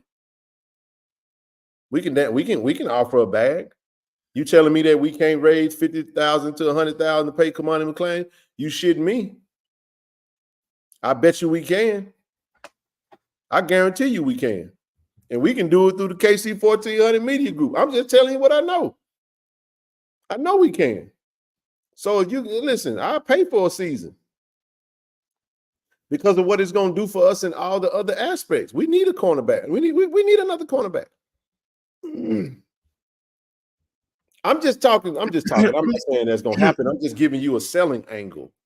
I would go sit down to him and say, look, listen. How much money y'all got on the table right now? Oh, y'all ain't got no money because y'all ain't got no offers? Because if he had an offer, he would have took it already. I mean, brother Justin, I know you asked Ken a question, but not to really get into that too much. We they probably feel exactly like we think they should, like exactly the way we think they should feel. I mean, it was already. No, I'm not saying about how he was done. No, he talking. Oh, go ahead, TD. I mean, cut you off. I'm sorry. Yeah, I think he might be, speaking on his family, on how they receive, on how a grown man is going after a kid like that. I think it was already a debate when he was contemplating going out there. Oh, I don't know that. I'm pretty sure he might be pissed off. I'm pretty sure his family might be pissed off. Oh yeah, no doubt. Because what you see happening right now, it's almost like collusion in a sense. Because they're going to say, well, hell, Deion Sanders is the greatest cornerback to ever play. If Deion said he ain't this, he ain't that, then he must not be. I'm shocked that nobody has taken a chance. I'm shocked that some of the coaches that don't like Deion ain't went and took a chance on a 5-star. Unless there's some type of money that they're asking for and people just like, nah, we good on that. But at some point, he's going to have to get on a team and become a part of a team. You know what I'm saying? And all I'm saying is that, trust me, man, sometimes you miss out on opportunities because you didn't ask. Yep. But if you go and say, listen, I'm going to sell y'all on money. If I'm the coaches and I'm going into the office, I'm saying, listen, your son is a 5-star athlete that went to a predominantly white school to play for a very famous coach. The majority of there are a lot of people that look just like Kamani McClain that's attacking him on social media, but there are a shit ton of people on there that don't look like him. You understand what I'm talking about? Mm-hmm. We have a space. Look, we are an HBCU that signed a 5-star out of high school. We have had a 5-star play within our program before. We still have a very high profile because of that coach. We have a great, our defensive coordinator is the former DB coach who just so happened to lead the league in interceptions majority of the season up until like the last week or so. Hey man, we can offer you some money. We can don't go to a JUCO. Come play in there are so many opportunities that's going to be afforded to Kamani McClain if he goes to HBCU. There's so many opportunities. We got a partnership with Under Armour. We can make him the face of Under Armour for our team. There's money involved in that. We have a collective through the KC-1400 Media Group, as well as we have business owners. We have a superstar business owner like a Richard Bradley that's an alum of Jack State. We got this big time lawyer over here that's an alum of Jack State and a supporter. We got this big time real estate guy, you know what I'm saying, Jamie and his crew that's over here. We can get you in a very nice apartment. We can put about $50,000 to $75,000 or $100,000 in your pocket. You follow what I'm talking about? Hey, come play. Hey, Ken, I don't know what this means, but Justin got a mask on. The guy that asked the question, he got a mask on, so he might know. I see what you mean. But I'm just giving you different angles. What's up, Randy? I'm giving you different angles you could take if you was in that position to sell Kamani. On how do you sell Jackson State to Kamani? You come into the blackest city in America with the biggest HBCU brand. We play it. Kamani, you can help fill this stadium up. You know how many people are going to come and watch Jack State play because you're on the field, and we don't have a famous coach right now. We have a 5-star that committed to Jack State, and they're gonna come to watch you play. This 60,000 seat stadium, man, you're gonna fill this thing up. He was getting $25,000 a month. He ain't getting shit now. He ain't got no team. I'm talking about the longer you sit on the market, bro, the more your value drop. I'm just giving you, I don't care what he was getting. That's not, I'm talking about how do you sell a young man who has been publicly slandered and his value has diminished and dropped at the hands of somebody who was in his possession, who he was in the possession of. I'm giving you angles on how, if I was in that position to make that call, how would I sell him? That's all I'm saying. That's all I'm saying. So you can try all different types of things, but what I would do is I would invite him to Jackson for an official visit, and I would call all my big guns in the room. So when he come on that visit, everybody's going to sit down with him and talk to him. I'm going to have my real estate guy. I'm going to have my money guys in the room. I'm going to make sure, not necessarily in the room, but I'm going to make sure that he meet with them, the collective, and make sure we got everything rocking and rolling, and we can do what we do. And you put it on the table. You offer them a safe haven at a HBCU for a season, and you see what it look like. And at the end of the season, if you want to stay, you stay. We want you to stay. That would be my angle. Randy, I'm gonna let you come up for the last comment, bro. We're gonna get out of here, man. It's after 12. What's up, brother? What's going on, man? I just want to check in with y'all, man, and say what's up. I'm sitting here working, man. Oh, you good, brother? All is well, man. We finna get up off this thing. I was just talking about different angles we could, different angles we could take if that was the case. Believe it or not, bro. Believe it or not, closed mouth don't get fed. You miss every shot you don't shoot.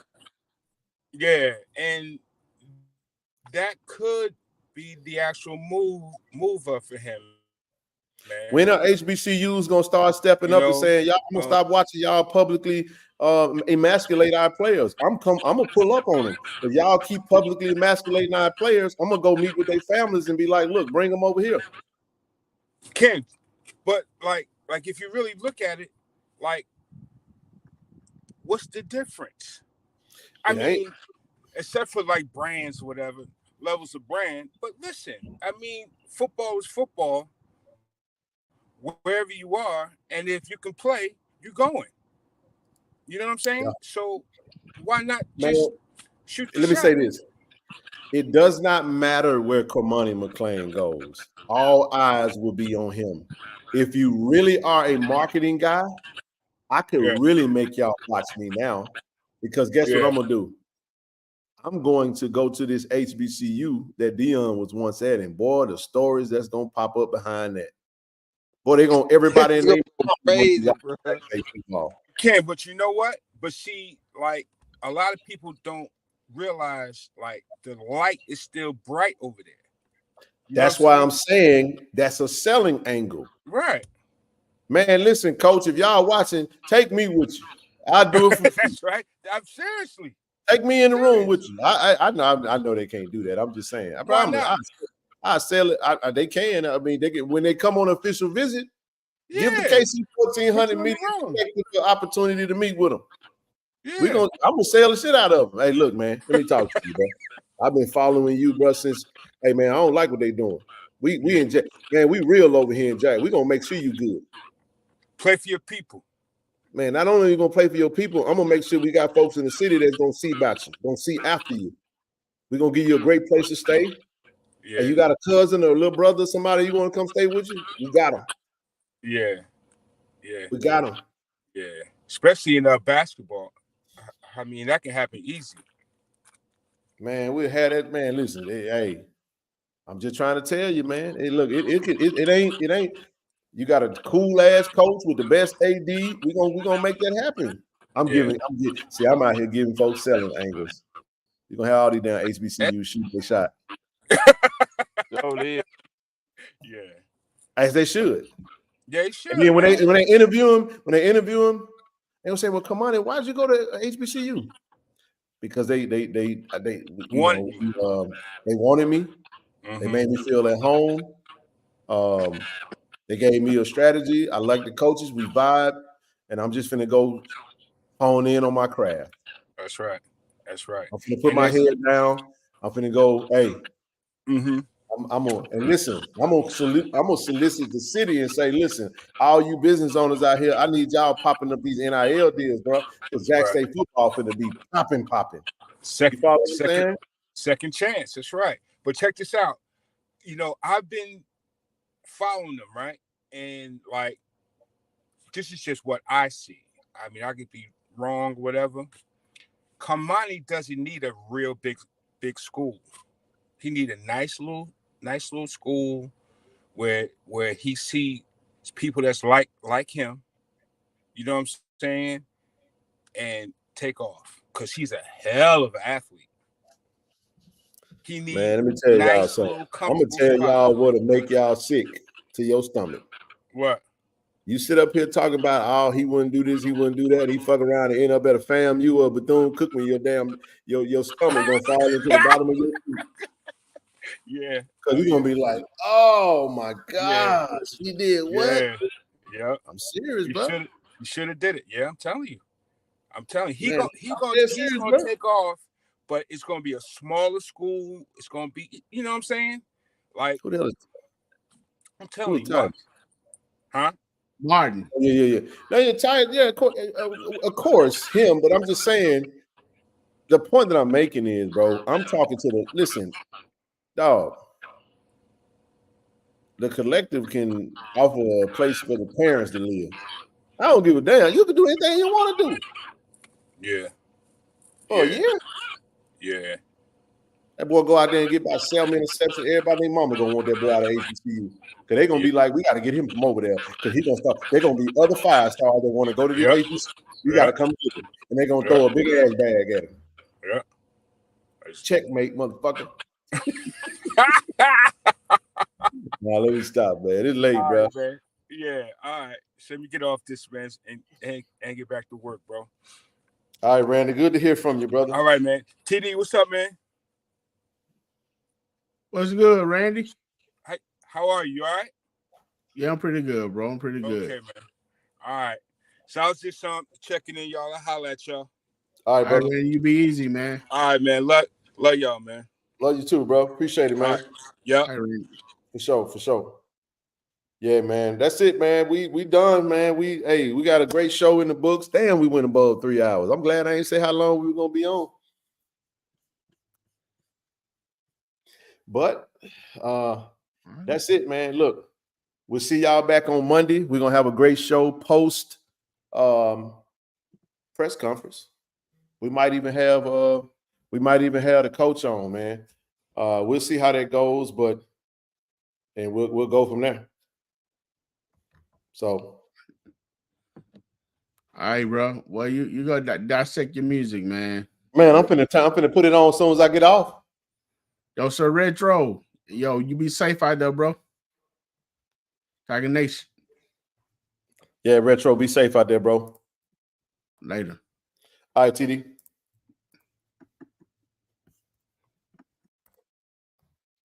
Peace out, everybody. ShoutRx is bringing healthcare to you. With our mobile health team, we can come to your school, church, or business to take care of you. We offer childhood immunizations, COVID and flu vaccinations, physicals, and much more. Don't put your health off. Welcome to Care and Compassion. Welcome to ShoutRx.